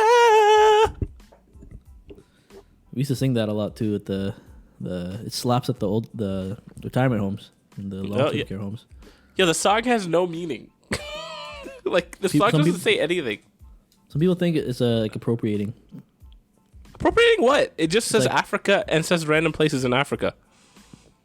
I don't know. There's like a thing about it being offensive. Where did I go now? Yeah, I'm gone, bro. Do you see me? You're gone. It's okay. I'm back now. It's gonna be a slightly different view. Your screen's blacked. There we go. Oh, it's gonna be a little lower quality, but it's all good. Damn, yo. No. Here, let's the lyrics of Toto Africa. I want to talk about cultural appropriation on it. I want to know, where is the cultural appropriation to me? I'm actually genuinely curious because I've had this talk before. I think a little bit about cultural appropriation. It might be the video too. I'm not sure. It might be the video. Maybe. I hear the drums echoing tonight, but she hears only whispers of some quiet conversation. She's coming in, 12:30 flight. The moonlit wings reflect the stars that guide me towards salvation. I stopped an old man along the way, hoping for God's words, some forgotten words or ancient melodies. And then it goes on like, right? No, but it's gonna take me a lot to drag me away from you. There's nothing but 100 men or more could ever do. I bless the rains down in Africa. Where'd that come from? But where's the cultural appropriation? I think it might have been the video. I think it's the video. Maybe it might have been it might be the video. I haven't seen it. And then he's like, the wild dogs cry out at night, as sure as Kilimanjaro rises like the Olympus above the Serengeti. It sounds like a person who just traveled. Yeah, it sounds like a person who just traveled and then just wanted to use like random places. It's gonna take me a lot to drag me away from you. And then I bless the rains down in Africa for the rest of the song. I will say the harmonies are nice. Yes. The song is a great sounding song. You know what's another song that sounds really good? It sounds very similar, but actually, in my opinion, has like interesting meaning. What was the song? By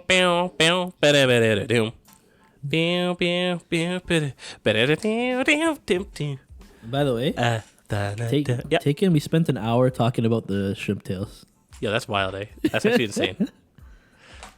But you know the song? That's actually what the heck? That's a song. Down in Africa. Yo, I want to write a song, man. I was thinking about this too because I started listening to this YouTube artist that I had listened to previously, but kind of stopped for a while. Got back into his music, and it's like inspiring me. Like I want to write a song. You should. Yeah, I've written a couple before. Have you done any on YouTube, like one of your own? Yeah, there's 2 originals on YouTube, but the recording quality is kind of poor. Which ones are those? I can't remember. There's one I think I really liked. There's one about my grandpa, which is very, very poor quality recording. I might re-record it. Okay. And there's one called Rainbow Lights, which is I probably want to re-record that one too. But yeah. Do it, bro. Do it. Yeah. That'd be sick. Yeah. So maybe record those and then write something new. Yo, have I ever shared with you? Yo, we should make a song together, bro. I'm down. Yo, can you produce? Not at all, but yo, I tried to back in the day. Okay, when I was a little kid, when I was in grade 7, you know how they ask you like, what do you want to do for the rest of your life, kind of thing? Yeah. I said I wanted to be a music producer. So then I downloaded when I was in grade 7. I downloaded Fruity Loops. Yeah, if you could make me a nice track, yo, I'm down. Yeah, that's where I'm lacking production. Okay. Well, I can't, and I haven't done anything since grade 11, I'd say. But I do want to show you the little tiny catalog that I made that I was so proud of. Like your productions? Like songs I made. All right. You want to hear it, bro? Yeah, absolutely. This one was meant to be in. Oh, can you hear it?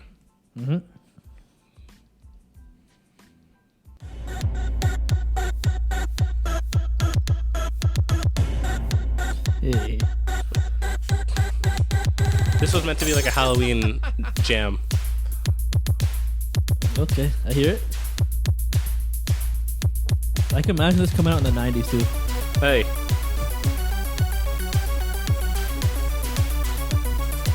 It was a dark and stormy night. Let's go. Boom, boom, boom. Yeah. I can imagine. Who would you put on this track? That'd be a good question. I'm trying to think. Give you a few options.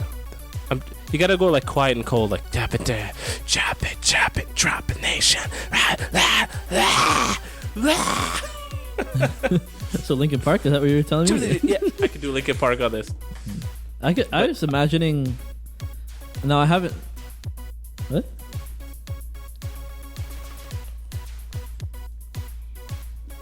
Getting crazy.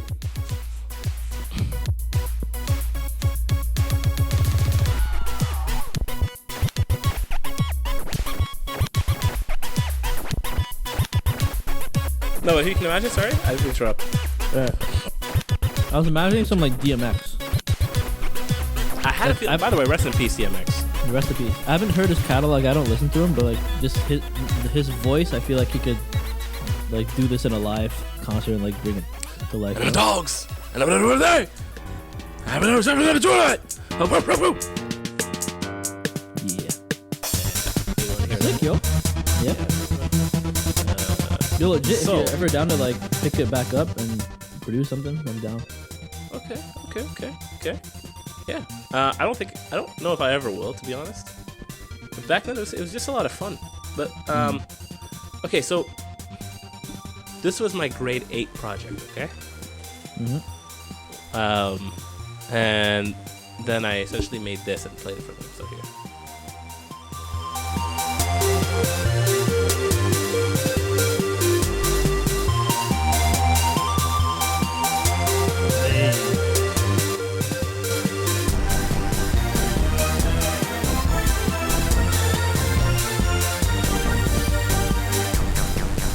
You like the dark sounds.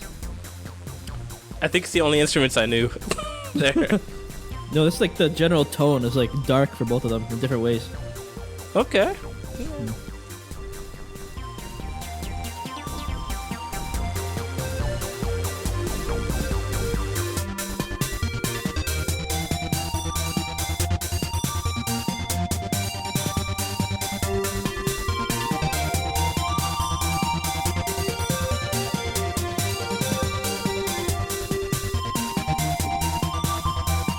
It sounds very video gamey though. Yeah.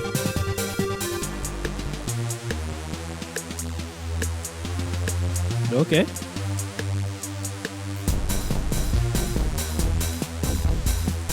Now this sounds like it should be in Bandersnatch, bro. And what? Netflix's Bandersnatch. Have you seen it? Yo, I should start selling this then. No, I never. What's Bandersnatch all about? It's like a choose your own adventure on Netflix. Okay. But it's about like Try it's this like out. video. This guy's like trying to make. It's like a video game making company story sort of thing. Bandersnatch. I feel like I heard it. Wasn't Bandersnatch the what's it called? What's the Black Swan or Dark Swan or whatever that's called? The show where like Bandersnatch. Yeah, give me 1 second. Bandersnatch, right? Mm-hmm. I hope you guys are in Bandersnatch. Black Mirror. That's the show. Yeah. Yeah. Yeah. It was Black Mirror.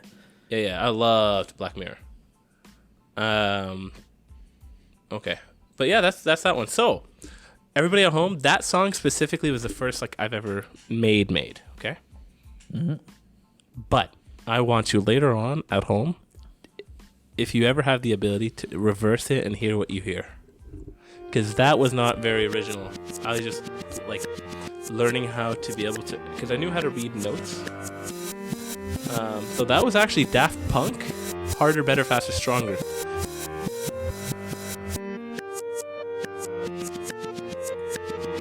But what I did is I reversed it and made a song out of that reverse. Oh damn. On that one specifically. Damn, yo. And then you want to hear one more? Yep. I have a throw one bunch of these here. throw one of these on the outro too. I've done that before actually. On the Okay. podcast? So, yeah, I've done that a couple times Oh, really? in the podcast. Yeah, Which really early episode? episodes. I can't remember. But I'm going to give you 3 options. One that has Eminem. All right. One that has like where I was trying to be like make a Kanye type beat, but like this is one that was the last thing I ever made, and then I stopped. I wasn't interested in polishing it or mastering it to make it sound clean.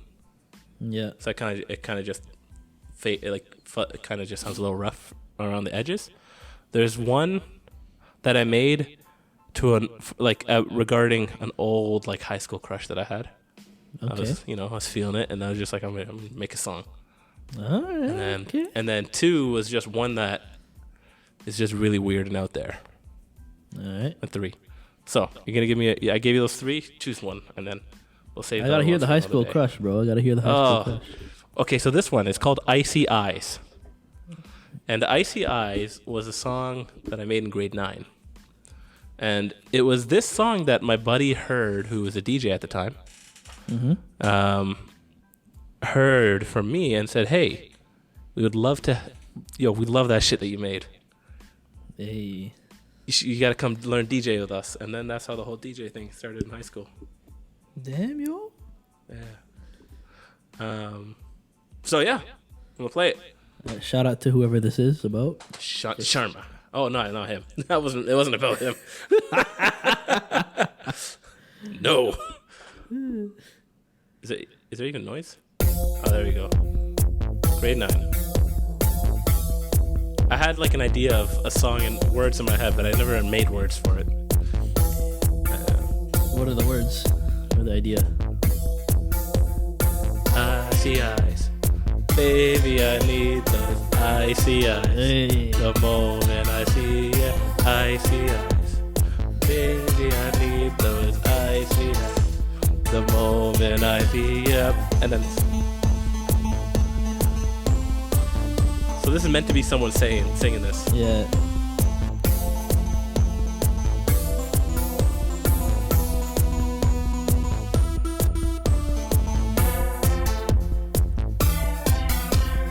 I'm gonna play the full song on this one, just to get there's a whole story to it. Yeah. But if you're not interested, who is ever listening at home, just skip ahead. It's 5 minutes long.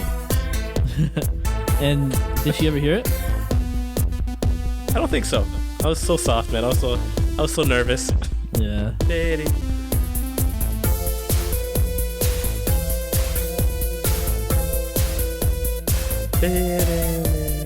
I see ya.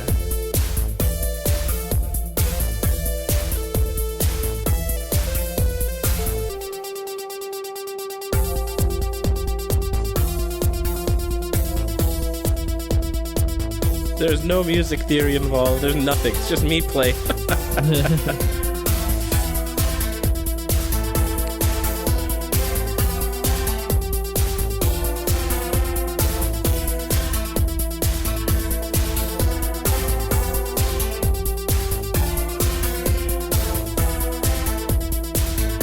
you have any verses? No, I never wrote them. I should have though. I see eyes. And then this is when I just started having fun. Like I just took that and then.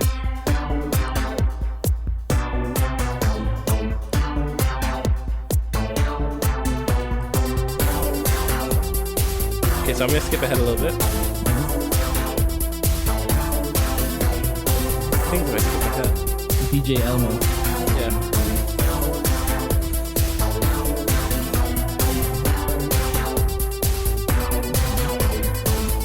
When I did that, the new one there, I was like, yo, this is fire. Fire.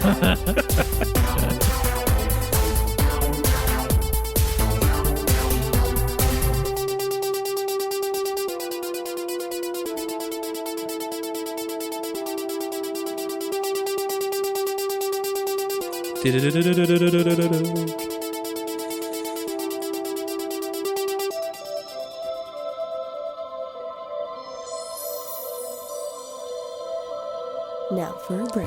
So this is the part that nobody really enjoyed. He's like, oh, where'd this come from? Ooh.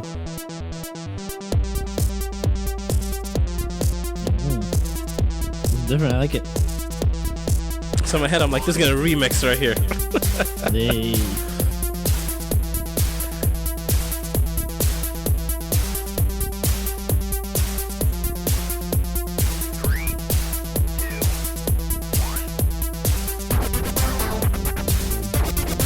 So I took the core bit and just started scratching them. Oh, I like it.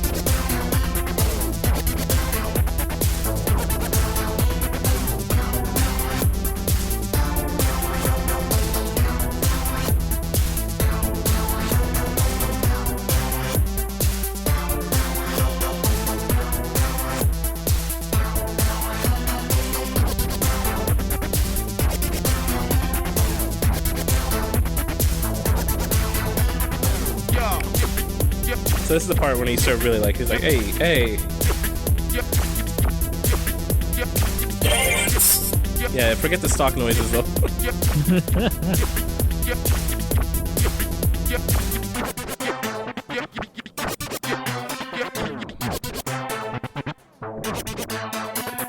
Infectious. I could imagine if someone's taking some psychedelics and listening to this, man. They're going on a trip. You know those like kaleidoscope patterns and shit? I'm seeing all that with this. Bro.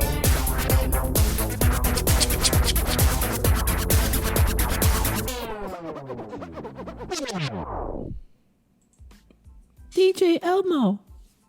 It was the actual thing is DJ Elmo's got game. That's right. Hey, thanks for listening. That was an old grade 9, maybe grade 10 jam. Yo, you should make me some lo-fi beats so that I can make some songs out of them. Bro, I can't do anything, man. I can't make anything. Like that was fun to me. It was awesome to me to make and all that. And I'm actually like proud of it, but it's not like an objectively good song. Like it's just music. You know what I mean? But like, it was fun. It was genuinely a fun time. And I think if I kept going with it, I think I could have gotten good, especially if I started learning more about music theory and chord progressions and all that. Yeah.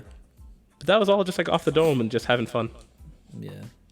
That's cool, man. That's good. Like, I wish I could produce stuff because like I'll have all these like thoughts or ideas for things, but I can't like execute it. Yeah. It's like I can't like make a nice beat for it, or I can't like play the guitar enough to play certain chords that I want. So I just lose the inspiration, and then I get it back and I lose it. I feel you, and that's actually what was happening there. I think, and I think it's different. Back in the day, back when we were kids, it was a whole different thing. Like when you were kids, man. But you have the echo setting or something. Oh, might be. Is it gone? But back in the day, as kids, why is my shoulder out? But back in the day, look now, let me sit up normal. But back in the day, as kids, like there was no. It was always up. You always just improve. Okay, you never had to be the best at anything, and there was no shame at being not the best. Yeah, there was no shame at being bad, because you were a kid. You are expected to be bad. And you will improve. Yeah. Right. And like as adults now, I think it's a whole different story. It's way more shameful to be bad. It feels like, at least.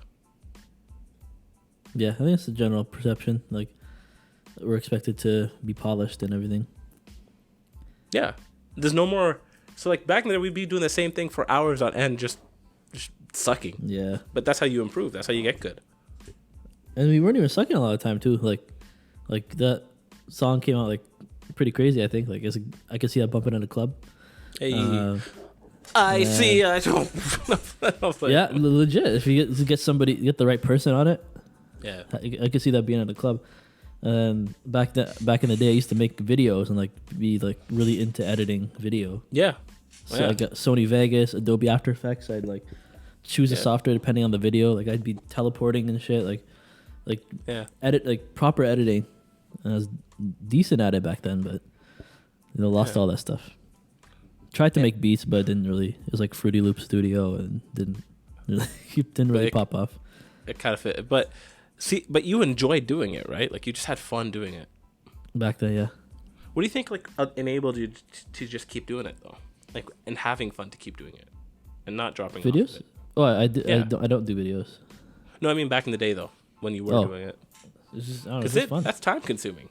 It was just fun. Like I had a YouTube channel with friends and like and then eventually my own for a little bit, and then it was just fun. I got into it. So I wanted to learn how to make like cool effects for the ideas we had back in the day. Yeah. You're actually still into it though. That's where Shoot the Ship came from. Not the video editing though. Like there's nothing crazy in this. Like I'm not gonna. There's a lot of things I think you could do that I just like I'm just not gonna do. Yeah.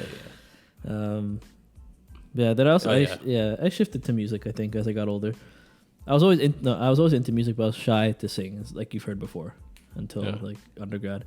But now I want to like. I wish I had somebody who could make me some beats and stuff, make me some production or a band to play music for me. Well, anybody that's listening, if anybody can make beats, hit up your boy Dilly. Yeah, make me some lo-fi, some chill jams or something, or play some saucy chords for me, like this. Oh, it's still on 2 times. Yo, play bump it though. Let's see. Might be Yo, higher. what, on 2 times? Yeah, let's try it out. Okay, so it's actually a 1.5, but let's keep it at that because 2 times gonna be wild. Yeah.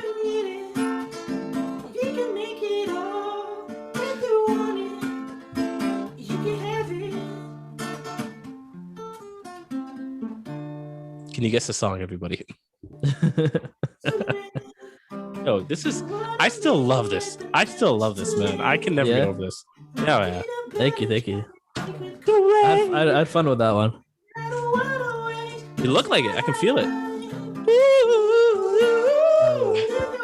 I love the falsettos. Am I good? You can make it out. Sorry, I can't stop. I'm ruining it for everybody trying to listen. They just hear me going like, ah! Oh yeah. No, I think it's one of my favorite covers that I did. That's amazing. I still can't get over that one. I Hey. still can't get over that one. Did you bro. catch that watermelon sugar though with Man Rush? Man, yo, you guys are amazing. Yo, he's a crazy singer though. Like you heard me like and stuff, but he's a crazy singer. Both of you, man. He He's go got to more of. he's got the more of that. raspiness and stuff, which I love that quality in the voice. Like I wish I had more, Yeah, but but you got a whole different voice style than him. yeah. It's like the voice style is important. Like Manraj, if he was doing this, I don't think he would have sounded like I don't think it would have hit the same way, especially doing like this Redbone Childish Gambino, you know.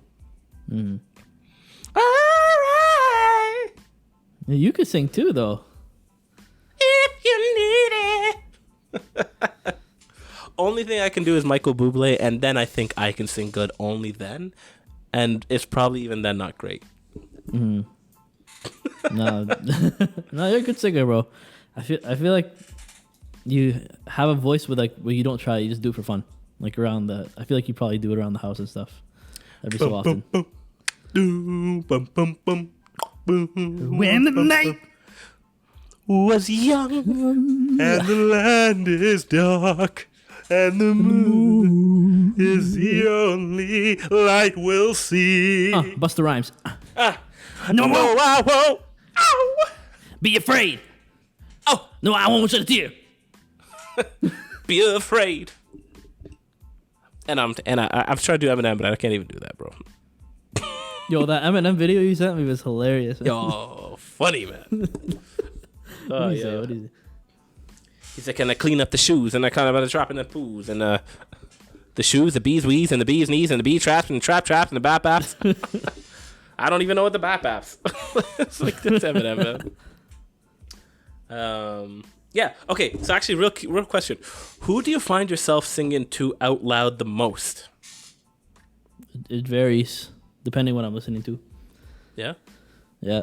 Lately, I've been jamming to that YouTuber that I was telling you.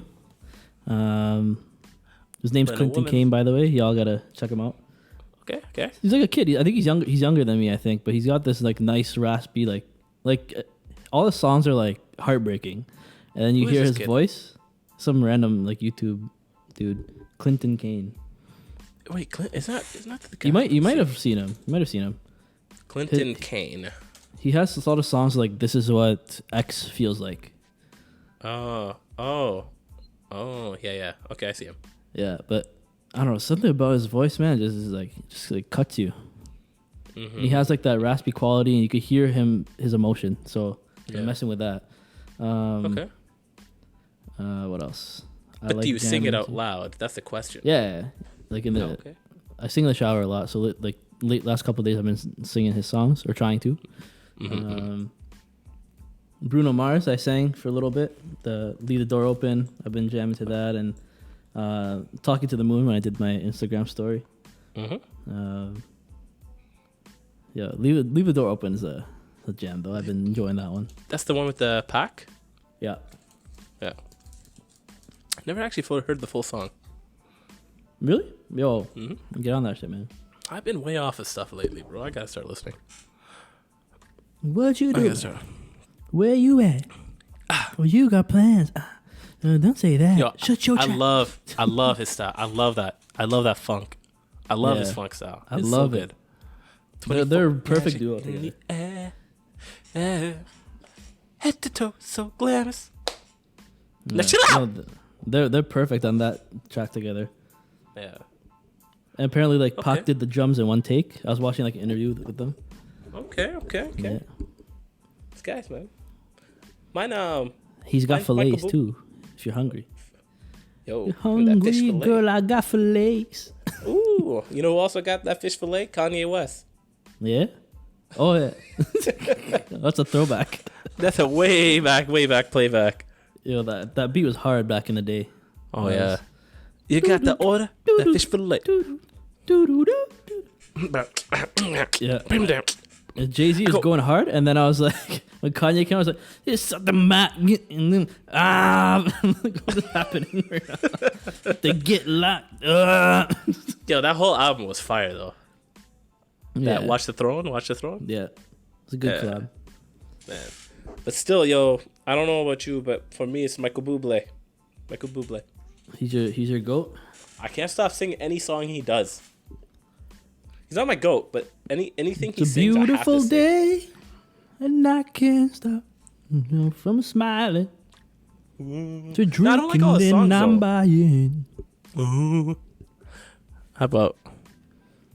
Cause you're my everything. Doom doom doom doom doom doom doom doom doom. You're a wishing well, and you light me up This is so when random, you by the ring way. my bell. Michael Bublé. You're a mystery. You're from outer space. You're every minute of my every chase. And I just that Have you heard I'm your the- man, and I get to kiss you, baby, just because I can. Yep. Birds flying high. Hi. You know how You I know how I- feel. Ooh, Sun in the sky. the sky. You know how I feel. Yes, I do. Yes, I do. Dreams drifting Wishing on on by. by. Yeah. You know. You know how I feel. Dum dum It's a The new new dawn. dum dum It's a new day. dum dum. New life for me. And I'm feeling. Boom. Ba bum. Bum. Yo, that song slaps too, though. Yeah, it does, bro. It does.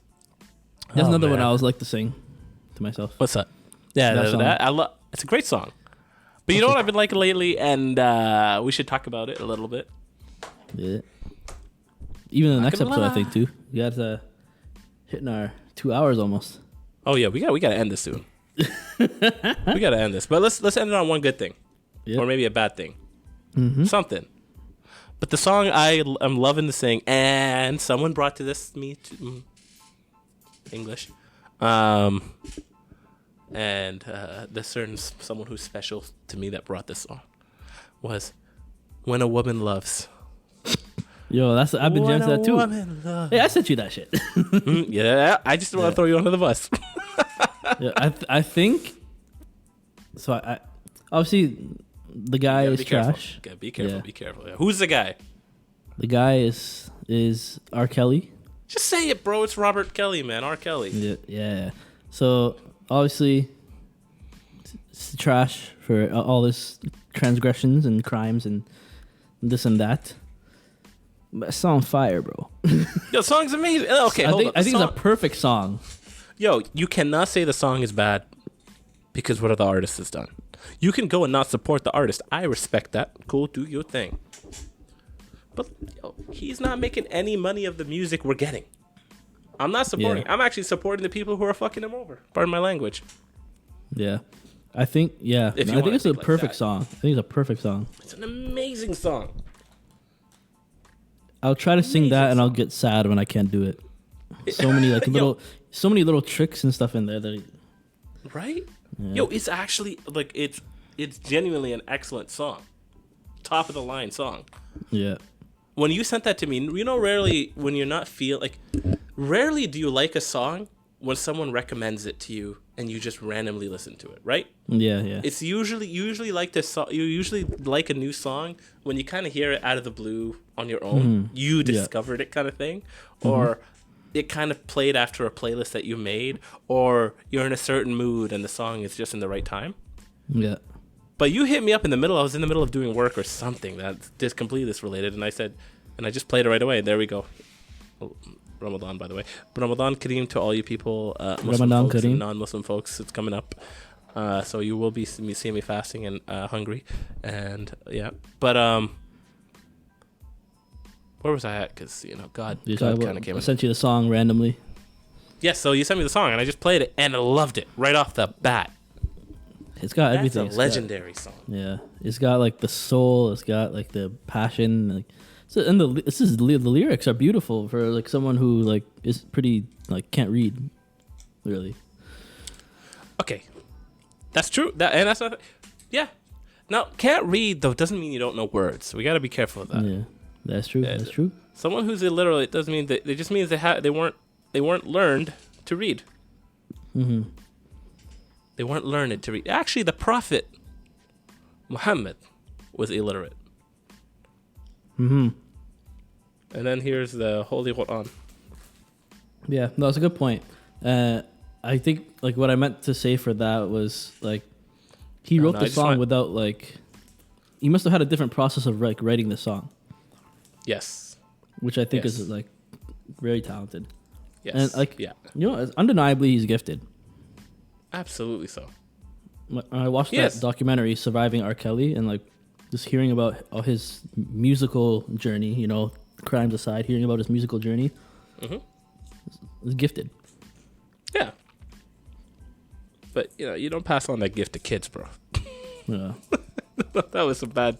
That was some popular stuff back in the day. The jokes and all that. But man, his story is wild, man. He went down it's a shame. Man. It's truly a shame. Yeah, because he had the potential to like I think he was like king of R&B. Like that was his title. Was the king of R&B. Yeah, he was the top of the top. He was the GOAT. Of it. And like he threw it all away. Exactly. He was like the Michael Jackson of R&B. Yeah. And now, which is an interesting conversation, which I think we should save for its own episode. Yep.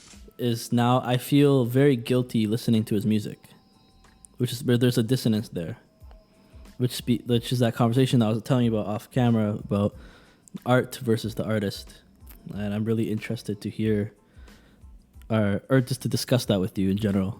Just I'm not sure if you've ever felt that sort of dissonance when listening to certain people. I don't think very much, to be honest. Mm-hmm. Unless you want to say this for another episode, but I guess we can give you a little brief. Briefly. I don't know if I've ever really had that dissonance. Because there was that bit going on with Michael Jackson for a bit too. Same thing. I still enjoyed the music. I don't think Michael Jackson. I just think the song. Yeah. You know what I mean? That's what I feel too. That's what I feel too. And similar thing with R. Kelly. I don't think R. Kelly. I just think the song. Yeah. But there is a truth to it. It's like, well, if you do support the song, you're supporting the artist who's doing these things and saying that it's okay then. Because right now, let's just say, let's use Stalin or Hitler or anybody of these people that did horrible, horrible things. If they made a song right now, would you go out and listen to it publicly? Probably not. But you'd be like, yo, the song slaps though. Yeah. That's what I mean. It's like there's there's a guilt not because I'm enjoying the song, but because I'm listening to this behind closed door. If like you wouldn't go bumping that if you're in public. Yes. Yeah. You cannot bump R. Kelly in public nearly as much as you could before. Yeah. And I think there's a similar thing with Chris Brown that I feel similar, strange feeling. Although I think he's been largely forgiven by society. or the whole thing has shifted. And again, I think with those, for example, something let's just say we said Hitler or Stalin, right? Because they killed millions of people, or at least were the cause of it, and has caused horrible atrocities to numerous people, right? Yeah. And there's no question about it, right? No one questions it, or some people do, but not, no one really, not many people question it, right? It's almost unanimous, universal. Okay. But with someone like R. Kelly, or Chris Brown even. Let's say Chris Brown, right? Because R. Kelly's pretty universal. But Chris Brown, like, I know I don't want to get in this whole territory of it, but in people, there's still a level of doubt. I'm not gonna say in everybody, but there's still a level of doubt in folks, right? That some folks can then kind of dismiss it. Does that make sense? Like, it's not like they didn't see it. They just saw reports on it. It seems like a celebrity thing. You know what I mean? Yeah. That, like, then people will then do take a side. I'm not saying anything more on that because I don't really have much research on the topic, right? Yeah. And don't take me as I'm saying I support this or that, right? Never support anybody, hitting like anybody. These are crimes. These are crimes. Right. And I'm not in position to talk about that, but I'm just saying, at least in that, like, I can see where those kind of rebound a little bit because there's celebrities that people enjoyed, and then they have a level of like ability to be like, well, maybe it didn't happen. Whereas like someone who like Stalin or Hitler or not, there's no question about it, and people didn't enjoy them from the start, except for the people that followed them closely. Yeah. I think that's what it is. Is what people enjoyed them so much from the start, and then when something happens, there is a disconnect there between like, I fuck with this person, but then like they did this thing, and they don't want to let go of that like previous person, especially if they had a lot of memories. Maybe they danced to like R. Kelly at their wedding, or there was like, or they played Chris Brown at their like high school dance or whatever the fuck. Like, there's a nostalgia and an attachment to music. It's like, and I think that's memories associated. That's the case, and I think that's similar with a lot of like Chris D'Elia fans. If you know Chris D'Elia, with the whole allegation of like grooming kids, it's like 17-year-old, 16-year-old, or something like that, right? But similar thing. It's like, I wasn't a fan of his from the get-go, so I don't care to listen. Like, I will not go out of my way to go then support this guy. Yeah. You know what I mean? I'd be like, no, right off the bat, I'm like, that's nasty. Like, you know what I mean? Whereas I think, like, as you said, with like R. Kelly, like, I heard him first, and then I heard about the allegations. So now it's like, I like his music, and I still enjoy the music. Like this, I know I objectively like the song. Should I not? You know what I mean? Yeah, it's a moral and ethical dilemma. Right, but I'm also so disconnected to the issue that actually happened that it's so easy for me to tune that out and just listen to the song as the song. Forget that, which is why I think I kind of forget that, which is not good in and of itself, but like, I don't feel like I'm supporting him in any way financially or anything like that. So to me, I just want to hear the song. Like, that's what it is. Like, and there's people like who can't do that, and that's totally fair. But yeah, I think I'm the same with you. Like, I just objectively enjoy certain songs, and yeah, that's it really. Like, I'm not condoning anything that the person did. I don't want to support them financially, which I think with R. Kelly, it's good that he's not making stuff, to my knowledge at least, from watching a documentary, and that I don't think he's making money off his music, so I don't feel as bad for that. Yeah, it's a weird challenge. Like, you can't enjoy unconditionally anymore, I find. That's the thing.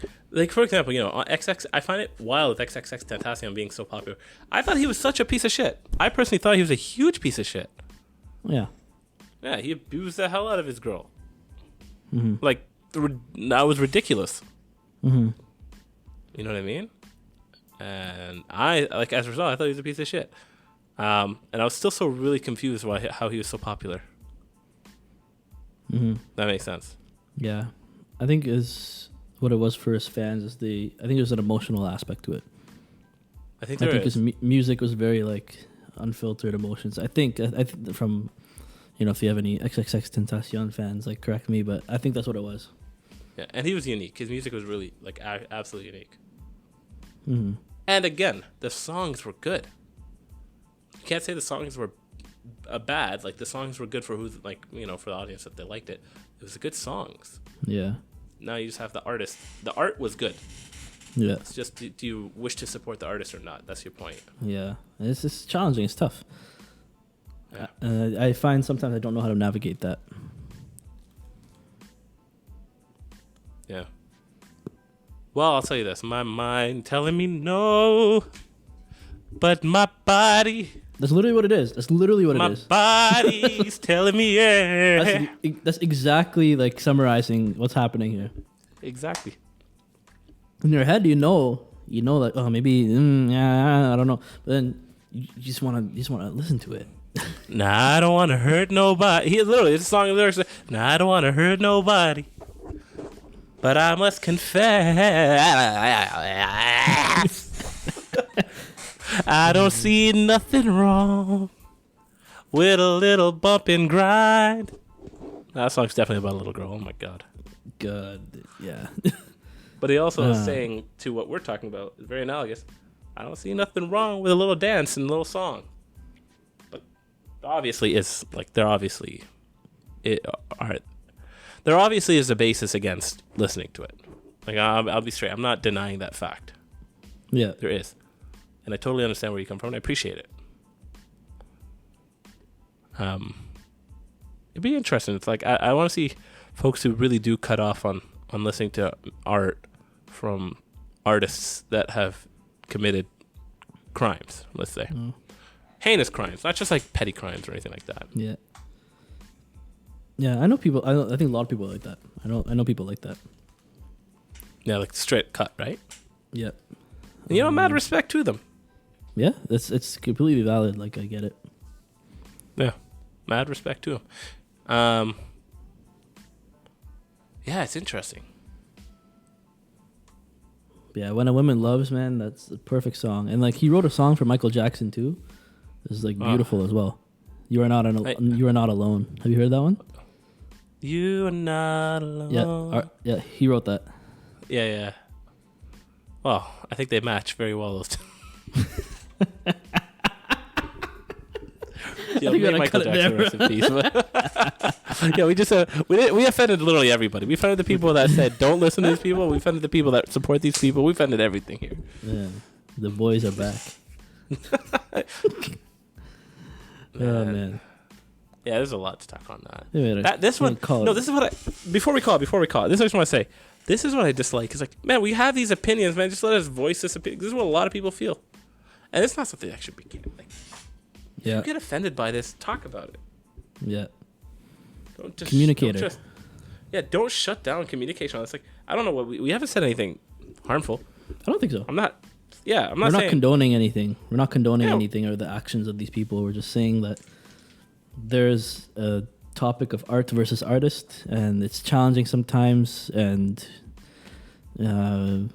we like the art, but understand.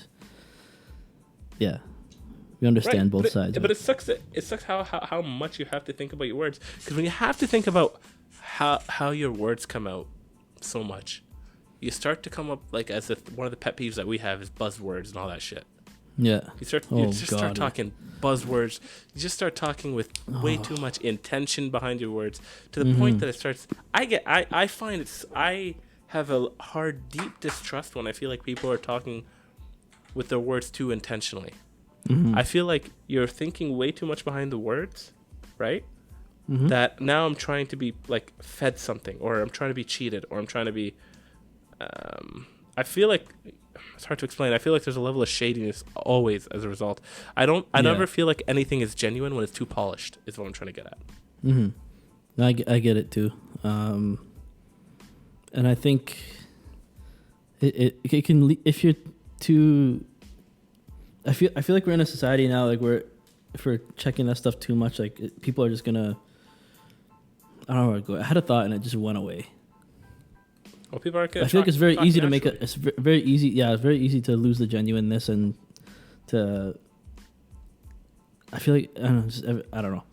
Well, how do you? Well, no. I'm with you. How do you learn if you can't communicate? Yeah. And then how do you actually? Well, like how do you do anything when you can't communicate? Right. That's how you get like the silent majorities, for example. Like you get people that can't communicate what they feel without being ostracized. right? But then how much level of communication do you allow without it being hatred too? That's a whole other story. But there's a level, and I think it's and I don't think it's generally people. I don't think people are an issue in general. I think it's just social media, and I think it's just a small group of loud people that makes everything way louder than it is. I think truly, like, you go outside, you rarely do you see anybody actually acting out and canceling or doing anything like that. It just feels like it happens so much because it is. We see it on social media, and everyone kind of hypes behind a single story or something. Yeah, and I understand to a degree. Like we have to like, be our own police of our own behaviors and actions and words. But it does it can get to a point where it's either not done enough or done too much. And I feel like these days we're in a world where it can be done too much sometimes, to the point where people are hindered. And it could push people away from the core of what the intentions are. And that's what I think, man. So I think it becomes very challenging for people to communicate anything. And I think, They're a little quiet. I don't. No, so I think, like, I think people are very uncomfortable to communicate, to even try to talk. And there's no real open platform to talk properly. Then you start getting platforms where people just bubble in on their own things. Whatever that one by Amazon was called, I can't remember. And then you get like Facebook chats and like Facebook groups that always end up being down one path of a thing. Yeah. And that's how you start getting this whole anti-mask riots and then versus the pro-mask riot. Like, you just get, it's wild, man. It's wild. Yeah. But I think the core of what I think both of us are saying is that, like, we shouldn't stray away from discussing difficult topics. We should try to use our communicator role and discuss both sides of it and explore the topic and live in that uncertainty and in that discomfort. I've never felt so uncomfortable with an ending statement. That was such an intentional set of words. That was interdisciplinary, interdimensional, multidimensional, multimodal, multifaceted, colonial. Dilly, I'm just gonna say it. The word colonized, I think, is being used so perverted. I think the word's been so perverted, man. And like, oh my God, that it's been used to death on every single thing. And to the point that when it is used in a logical situation where it is like reasonable and it totally makes sense, my eyes still roll. Yeah, there's a desensitizing effect, I think. Oh God, it's just to make things sound more effective, but it's not at all. You just when you try to become so intentional with these words, what ends up happening is the word loses its intent, if that's the right phrasing. Yeah. You know what I mean? Yeah. Colonizing this, like these words are very, very, very, very strong, important words. It's like saying, I hate this, I hate that. But when you use it just to say, oh man, I hate pizza. I don't actually have a hatred towards pizza, but now the word's just diluted to mean I dislike it. Yeah. But these are certain key strong words where, colonialization had horrible effects. Massive effects. The effects of colonization or the colonialism of, you know what I mean? But yeah, I just see it in everything. I don't know. Yeah, maybe I'm jaded. Am I jaded? I think that happens. To be honest, like I get it though. Like you don't want to. These are very important ideas, and I think the intention behind the people using these words is, because they're trying to bring awareness and to teach us to be. To think about this stuff, but I think if you use the words incorrectly and in the wrong context and put it in there when it's not supposed to be there, then it like you're saying, it dilutes it to the point where I think that's probably why some people get pushed away from it. And that's a big part, because like we had this conversation. I know we're going a little long, but why don't we finish? Why don't we continue with this real quick? Yeah, I know I cut us off from the ending. Sorry there, but no.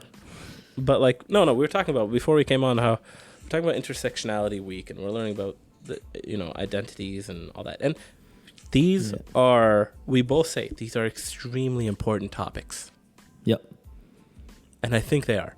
I think it's extremely important to understand identities and to understand the intersectionality, especially intersectionality, in my opinion, of how these identities intersect. For example, and the disparities that can happen as a result of intersections between, like, whatever it is, for example, like race and gender, like if they can intersect and you can experience the disparities of both sides. Like, this is very important. Exactly. So, and I think these topics are really important. And when they're addressed well, man, it's amazing. Yeah. When they're addressed well. So for example, shout out to Dr. Norm. Amazing. Norm and some of these written ones were really good too for that. Yeah. And the way they write it, they did it. You can tell when the words actually have the meaning that they're intended to say. Yeah. So, like, for example, we all have intersecting identities and how their effects. And because you haven't lived my life as this identity, you won't notice. You may not notice these disparities, or you don't have the lived experience of these such differences, the privilege or the oppression or whatever. Which all are important words. Like, these are important facts, right? Yeah. But I know a large number of people, including myself, when we get to a week like this, where we're learning about intersectionality, what's the first thing? Man, I don't want to do. You know what I mean? Why? Yeah. Why is that? Yeah. I want to explore that. Why is that? Yeah. You see it a lot. You know, with how people study, or like, just I guess implicit things too. Like, you know, people making more plans for this week because there's the idea that you have more time to do stuff because the material, like I think there's a general sense that this. I think people put this lower than other things for some reason. Okay, so I want to explore. I personally tell you I feel this, and I have an idea as well. I feel it, so I think I want to kind of don't hate me for feeling it. If you want to know why someone feels like this, this is exactly the spot. Yeah. Right. Okay. So why do I feel this way, Dillian? I want to hear your reasoning too. Mm-hmm. Okay. So personally, like, once I know we're coming into this week, one, it's these are more kind of like the soft skills. Mm-hmm. Right? Soft meaning like this is how you interact with people. This is what you should understand of people. It's not facts per se that are hard facts. Like the spleen is this. Yeah. This is location. These are the arteries that come out. Like those are hard facts where you need to sit down and do a real core study and try memorize some facts. Yeah. Memorize, integrate, learn, and then know. Right? Mm-hmm. But these are soft skills where you're just learning now, kind of like a story. What is the lesson of the story? You know what I mean? And we're still being tested in similar format to the hard facts, which makes the testing really weird. Mm-hmm. Okay, so whatever. Aside from the testing, because you know how I'm taking this week, I'm not studying it like it's like that. I'm just listening to it. I think that makes it more enjoyable for me, right? That's the point. Forget the testing aspect of it. But anyway, still, why do I still feel like? Because I feel like I'm being preached upon. Mm-hmm. I feel like, and I think Chase said it in his lectures, where it's like, you should never say you should. But all these lectures feel like you should. You should this. You are wrong. You are, you know what I mean? Yeah. It comes from a place of like, to me at least, I feel like I'm being preached upon. I feel like I'm being attacked. I feel like I'm being told my way of thinking is wrong or whatever. Mm-hmm. Right? Which is whatever. Maybe my way of thinking is not the most correct. But that's where you learn, right? When it's not feeling so preached upon, right? Yeah. At least that's my regard there. And then two is, generally these are the lectures where the words are the most, I want to say dilute. Yeah, the most like perfected set of words. But it's so meaningless in terms of the like. It sounds like there's someone made a script and they're like, "Yo, this is a sick script." Exactly. Let's give that to all the lecturers. It feels like it's art, like classical fine art. Mm-hmm. Where I look at it and I say, "Yo, look, it's just a bunch of squares." You know what I mean? It's not something that's exciting to me. It's not something that.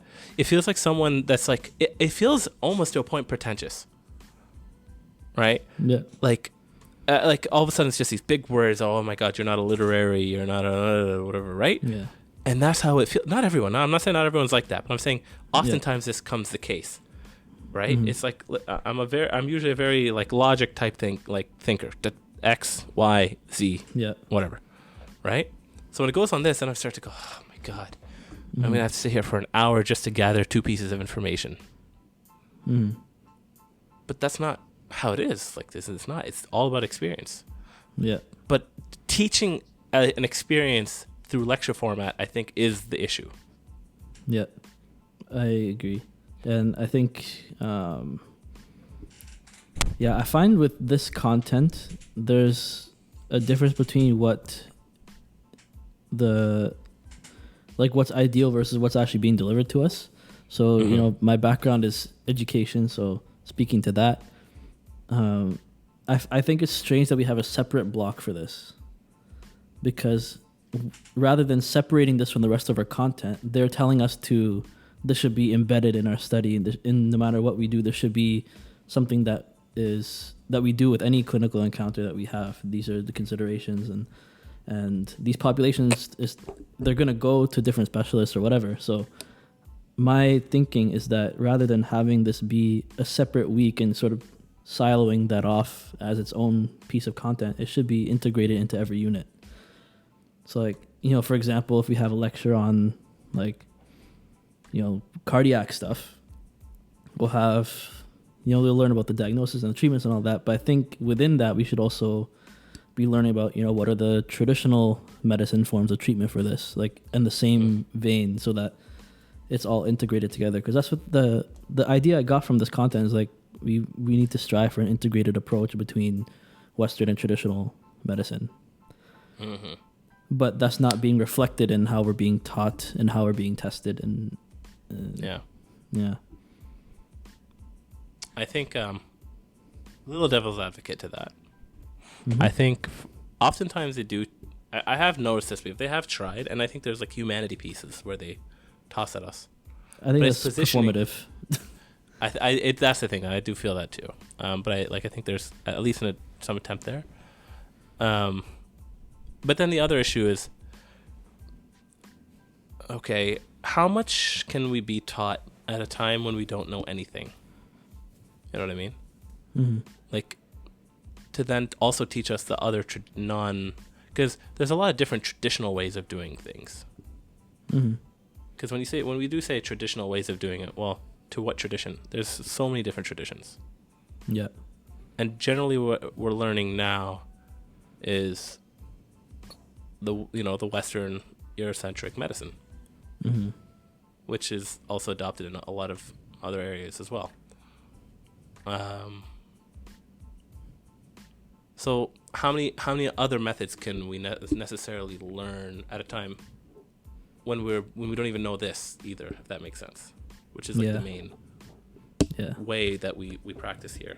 Yeah. See, that's the thing. I'll challenge that. Yeah. Because right there you're saying that we have to learn the Western stuff first and then the traditional stuff sort of afterwards and stuff. But I think that's sort of implying that like one is more important than the other. And I don't mean like we have to learn every single culture's traditions and like that's unrealistic, but like similar to how they're teaching us now, like a few specific select groups that like we're learning about basically indigenous and black health from what I'm seeing, and LGBTQ2S. So like, I think that those are 3 groups that are relevant to like, I guess, our specific context, or like they're teaching that versus other things, right? So I think these are at least having some of that come up throughout the year in different units. Like, how do we consider these situations? And maybe it's not relevant to everything, but I think having that, for example, in like the heart disease, you know, having some teaching in that main lecture about how, you know, a lot of the studies were done on like white males, for example, or like I don't know enough to like even give examples, but I think integrating it somehow would help us over time view these things as more important. Because right now, I think the view is like these Western things are more important, and now we have a separate week just for accreditation purposes and just to have a check mark that we're learning it. But it doesn't feel connected to the rest of the medicine that we're doing. It feels like its own separate week that they're just checking off, and then once we passed it, we're like, okay, we could toss it away now.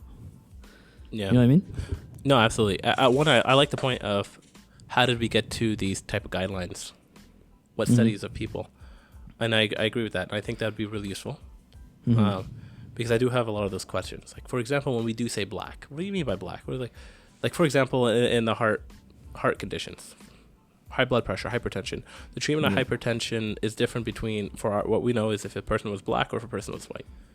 Yeah. But what's the definition of the black person here, and why was it black people that get this? Like, what do you mean black? Is it African American black? Is it what other groups identify as black? You know, there's a lot of immigrant population that are from very different, backgrounds that would have a very different set of reactions or, outcomes to those treatments, right? For example, like if you look at my wife, Mona, you look at myself, I'm physically black. She does not appear black. So if you give her a treatment that just because she doesn't appear black, you know what I mean? Or versus me, who does appear black, right? Yeah. Like our genetics are almost the same. Yeah. Our ethnicities are the same. You know, forget genetics, but I'm just in our region. We're so close, genetically. Like I could have literally just had the light skin tone, like my mother's sister, for example, or her aunt, or my dad's aunt, or whatever, right? No, I'm just saying, like, and this is what I appreciate about norms, Dr. Nora, Ani's lecture, norms, right? Was that understanding? What she did, in my opinion, was great, and I think what you were saying is like kind of spread that out throughout, and I would agree with that. But then the issues I have with the choosing of those main groups, you said the Asian, the Black, and the Aboriginal, or First Nations, or Indigenous. And I'm sorry, I never know which is the best terminology to use. Indigenous, Black, and the LGBTQS, Q2S. Right.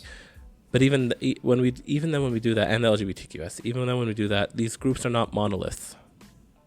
So when we go with these methods, well, what's traditional to one person in that group might not be traditional to another person within that same group.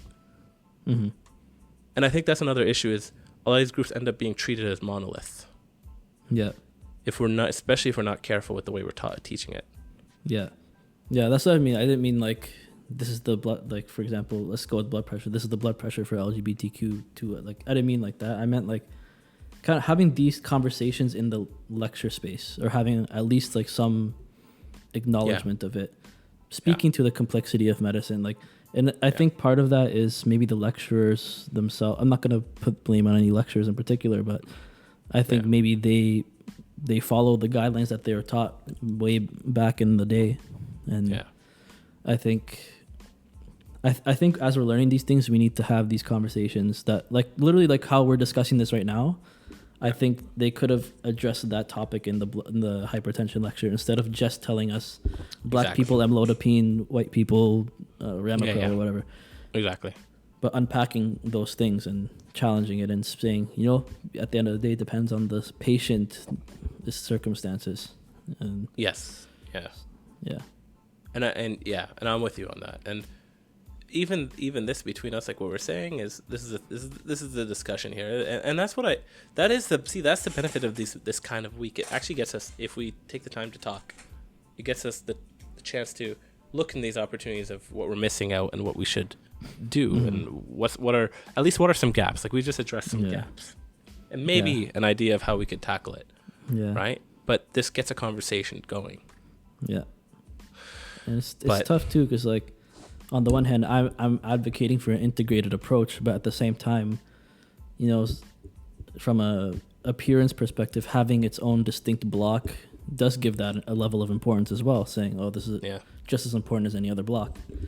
Yeah. But then it's like a weird material to have in its own block. So it's a lot of things to navigate versus like thinking about this stuff like pedagogically, but also like hidden curriculum wise, like what kind of messages is it conveying to the students, and how is that going to affect their experience of it? Yeah, and I think this is the thing, and I think the way we're learning these are just it's not the right medium, not the right format to do these types of this type of learning. Soft skills are not usually learned through a hard skill type teaching like lectures. They're And learned multiple through, choice tests, like no, that is not the way. No, at all. It's usually through experiences. And that could be challenging. Like, what am I going to always get it? Like, and I'm going to set you with, let's say today I'm going to put you with a black person and learn their life. Like, what's that, right? but no, I want to say they actually have been doing these pieces for a while throughout, sprinkled, sometimes in CBL, talking about the indigenous community, sometime in, you know what I mean? Like, I think they actually do. They do sprinkle out, and they do teach us really well. A lot of times we've learned about in ISHC, for example. I think ISHC, that's the whole point of it, which I think it is great. That's the point. That's what it was meant to do. You go home visits and all. And I think, for example, even over Zoom, they changed it up and did a great job. That was the, what was it called? The one with the, it was the indigenous. That's fantastic. That workshop, the blanket exercise. The blanket exercise. That was excellent. Very well done. Again, it's a soft skill that you have to feel as an experience. You have to feel it. It's not just a fact. We learn from stories. You learn from stories, and that's another part. When we start talking, this is the other part here. We learn from stories. Do we agree? You agree? I agree. Yeah, I think it's literally like there's evidence on that too. Right, but when we pepper saying we learn from stories with a whole other slew of things added to it, for example, as you know, we learn, let's not learn today the typical Western style. Let's learn today using stories, which is the traditional way of many people of ancestors in the past. It's that sentence right there. Is it true objectively? Yes, people in the past learned by stories. But we also learn by stories today. But that feels like an attack on the way I do things personally now. I feel like now I'm already in a defensive position. Right? Yeah, there was I get the idea. The idea was to highlight the importance of stories, but in doing so, we bashed the personality of a person. We could have just said, the stories are really important, and stories are valuable. So, and we're gonna learn by a story, or do it. Just say the story and learn. Exactly. We all learn by stories. Like, it's a long, steadfast way of learning. Like. Now I get it. There probably is a whole level of nuance behind it where it's like, where's your lecture? You're just going to teach by a story like this. But, and that's probably something I'm missing out on here. And I'd love to learn that. But it's when I hear those kind of statements that then, now I just heard to me what sounds like a whole lot of intentional words that's setting me up to try to sell something to me. And now I'm on defense. And now I roll my eyes. Exactly. And I think the reason the blanket exercise worked really well is I think the idea of not knowing what's coming is also important. Yeah. Because all we saw was blanket exercise, download these backgrounds, be ready. Like, we didn't know what was going to happen. And then we go in there, they're telling us this story with real experiences, and they have, data, all that to back it up, but they're telling us their own story from the people who had the story. We're seeing it visually on Zoom, the people, these are the people who died from XYZ, whatever. And we didn't know what was going to happen. Yeah. Now with this lecture that you're saying, they're spending like a really, really long time prefacing it and giving us these, like, this is what we're gonna do, learn this by the story, and this is the blah, blah, blah, blah, blah. And now that takes us out of, like, giving us the chance to engage with the experience. Yeah, I'm with you. And again, there's probably a whole level of nuance and and understanding that, like, again, they might have been bashed so much that like this person who's teaching might have been bashed on the topic so much, or whoever what they're representing. That's true. Yeah, you actually have to preface it in order to make that statement, right? To really emphasize that. But I think even then there would be an explanation as to that. Yeah, oftentimes in the past, stories have been bashed for being this. but now we're gonna do this through a story, even and then go from there, do that same explanation, because now you said it. There's a reasoning for that statement initially, and maybe it's nitpicking, but I'm saying like this is why I feel the way I feel. Yep. Yeah, I think words matter, but you have to. It's weird because on the one hand, it's a weird thing when people are scripting their words to a point where it sounds disingenuous. But on the other hand, you still have to choose your words in order to deliver that sentiment that you're just saying, like properly. Yeah.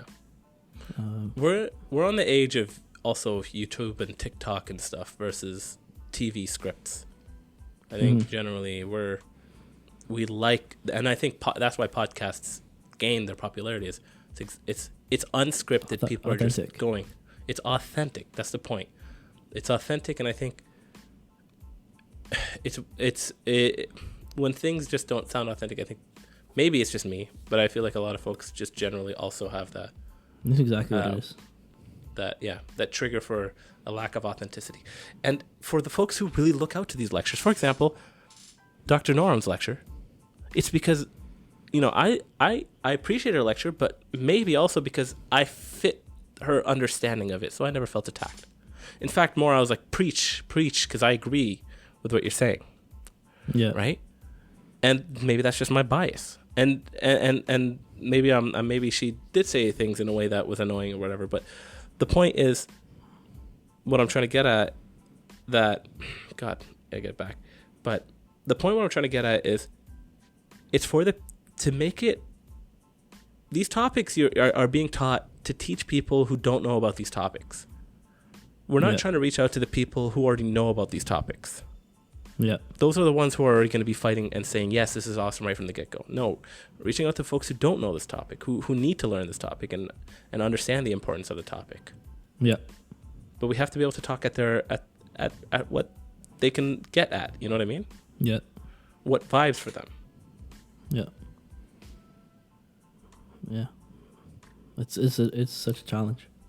Yeah, and I think that's why a lot of comedians, by the way, are like, there's like, maybe it's just maybe because what I follow, but there's a lot of those comedians now that are really popular, like Bill Burr, or Dave Chappelle's, and whatever. I think it's just because they spit what people want to hear. They spit like what feels authentic to people. I think that's why comedy is an industry, like comedians, are like a thing in general, because they, especially nowadays, because they give you a break from this like constrained, like scripted, disingenuous thing, or what feels that way for people. And you go to comedy, it's like, thank you. Somebody who's being real with me and not trying to feed me something that they like. Maybe they don't even believe it, or like they're not trying to feed me something. They're not trying to con me. I don't even need to agree. Yeah, I don't even need to agree with what they're saying, but I'm finding the humor in what they're saying because they're saying authentically. But again, if you come out authentically racist, that's a whole other Even then, comedians they play on that line. Yeah, they go for, this is what comedy is. They go for tension, and comedy is the relief of that tension. Yeah. You laugh when tension releases. Yeah. Oh, we made it out of that one alive. Yeah. Like exactly. And if Kevin Hart or whatever came in and made a comedy set about the topics we're talking about right now, I'm sure it would slap. I'm sure everybody would be dying. Yeah. You know? Exactly. Yeah. And that, I think maybe, yeah. But if you see like a scripted comedy set, oh my God. Exactly. They're all scripted. Honestly, they all practice it really hard. But when it doesn't feel natural or it feels scripted, it feels practiced, it's like... Yeah. And I don't know if it's scripted. I think they have like outline. But I think they're still delivering it from a real place, and like they're telling the story in their own words. Yeah. I don't think they transcribe a whole script of stuff. Like no, probably not. But they're like, all right, I'm going to talk about this, and then I'm going to talk about that, and then I'm going to talk about this. But they are practiced because they do have to set those. They do have to say, I'm going to talk about this, and then this. Yeah. Because sometimes you have to set up a punchline. Yeah. But you're right. Like they come out at it what sounds genuine, or at least the story and their intention was genuine. Like. Yeah. Or even not genuine. It's just to be funny. Yeah. To point out an absurdity, but yeah. And even if the story is fictitious, there's something real about it that's grabbing us. there's something real that we're relating to. Yeah, exactly. Especially if it's just odd day. Like, yeah, I'm thinking like Dave Chappelle. He's great with that. Like I was thinking about the R. Kelly jokes. I was thinking about those. Oh, that was Chris Rock. Yeah. Those were Dave hilarious. Chappelle did some of that too. Did he? Oh, I gotta hear that. Yeah, you're on echo again, I think. Why do I do that? I think that's a great. I think it's a good spot to echo my way out of here. Yeah, that was a great conversation. Yeah, I'm glad we had it. Yeah, and there's more to be said too. Yeah, and it's been on our mind for a while. We've been wanting to talk about it. And it's like we're thinking, shoot the spot to talk about it. Like, do we want to? And what is that? Like, why do we even have to worry about talking about this? Like, I don't think we. Exactly. Again, we're literally just spitting what we feel. Like, this is what we feel. I'm not bashing you. I'm saying I don't feel comfortable with something, and this is why. And we're genuinely like we're not dismissing anything. Like we're agreeing that the topic's important, and I think what you and I are saying, correct me if I'm wrong, is that it's not being done in the right way, and it's resulting in things feeling uncomfortable. Yeah, and please don't come at me with just big words unnecessarily. I don't like buzzwords. Oh, I hate buzzwords. Every time people like back when I used to edit like essays and stuff, when people throw in buzzwords, nick that. I hate it. Get that out of here, man. I'm done with that. When they are used and they're used properly, it is powerful. Mm-hmm. Poetry, for example, does a fantastic job at that. Yeah. But if it's used excessively, it's like okay, it's exactly like Nutella, or even better, a better example would have been cream cheese icing. It's exactly like cream cheese icing. Cream cheese icing is fantastic on things. Mm-hmm. But if the whole thing is cream cheese icing, what am I eating? Exactly. You know? Yep. Charmin Ultra, they say it best. Less is more. Exactly. Maybe I just need to read more, though. Because otherwise, it'll be like Snoop Dogg says, I'm slipping and I'm slipping and I'm slipping. Oh, that's Dr. Dre.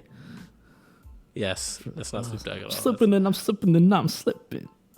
The best line of all time. And I'm slipping and I'm slipping and I'm slipping. Oh, man. Yep. I'm glad you guys listened to that. Appreciate that. So, yeah, let us know your thoughts. Like, keep the discussion going. I think we say that at the end of every episode, but like really I think this type of topic is really important.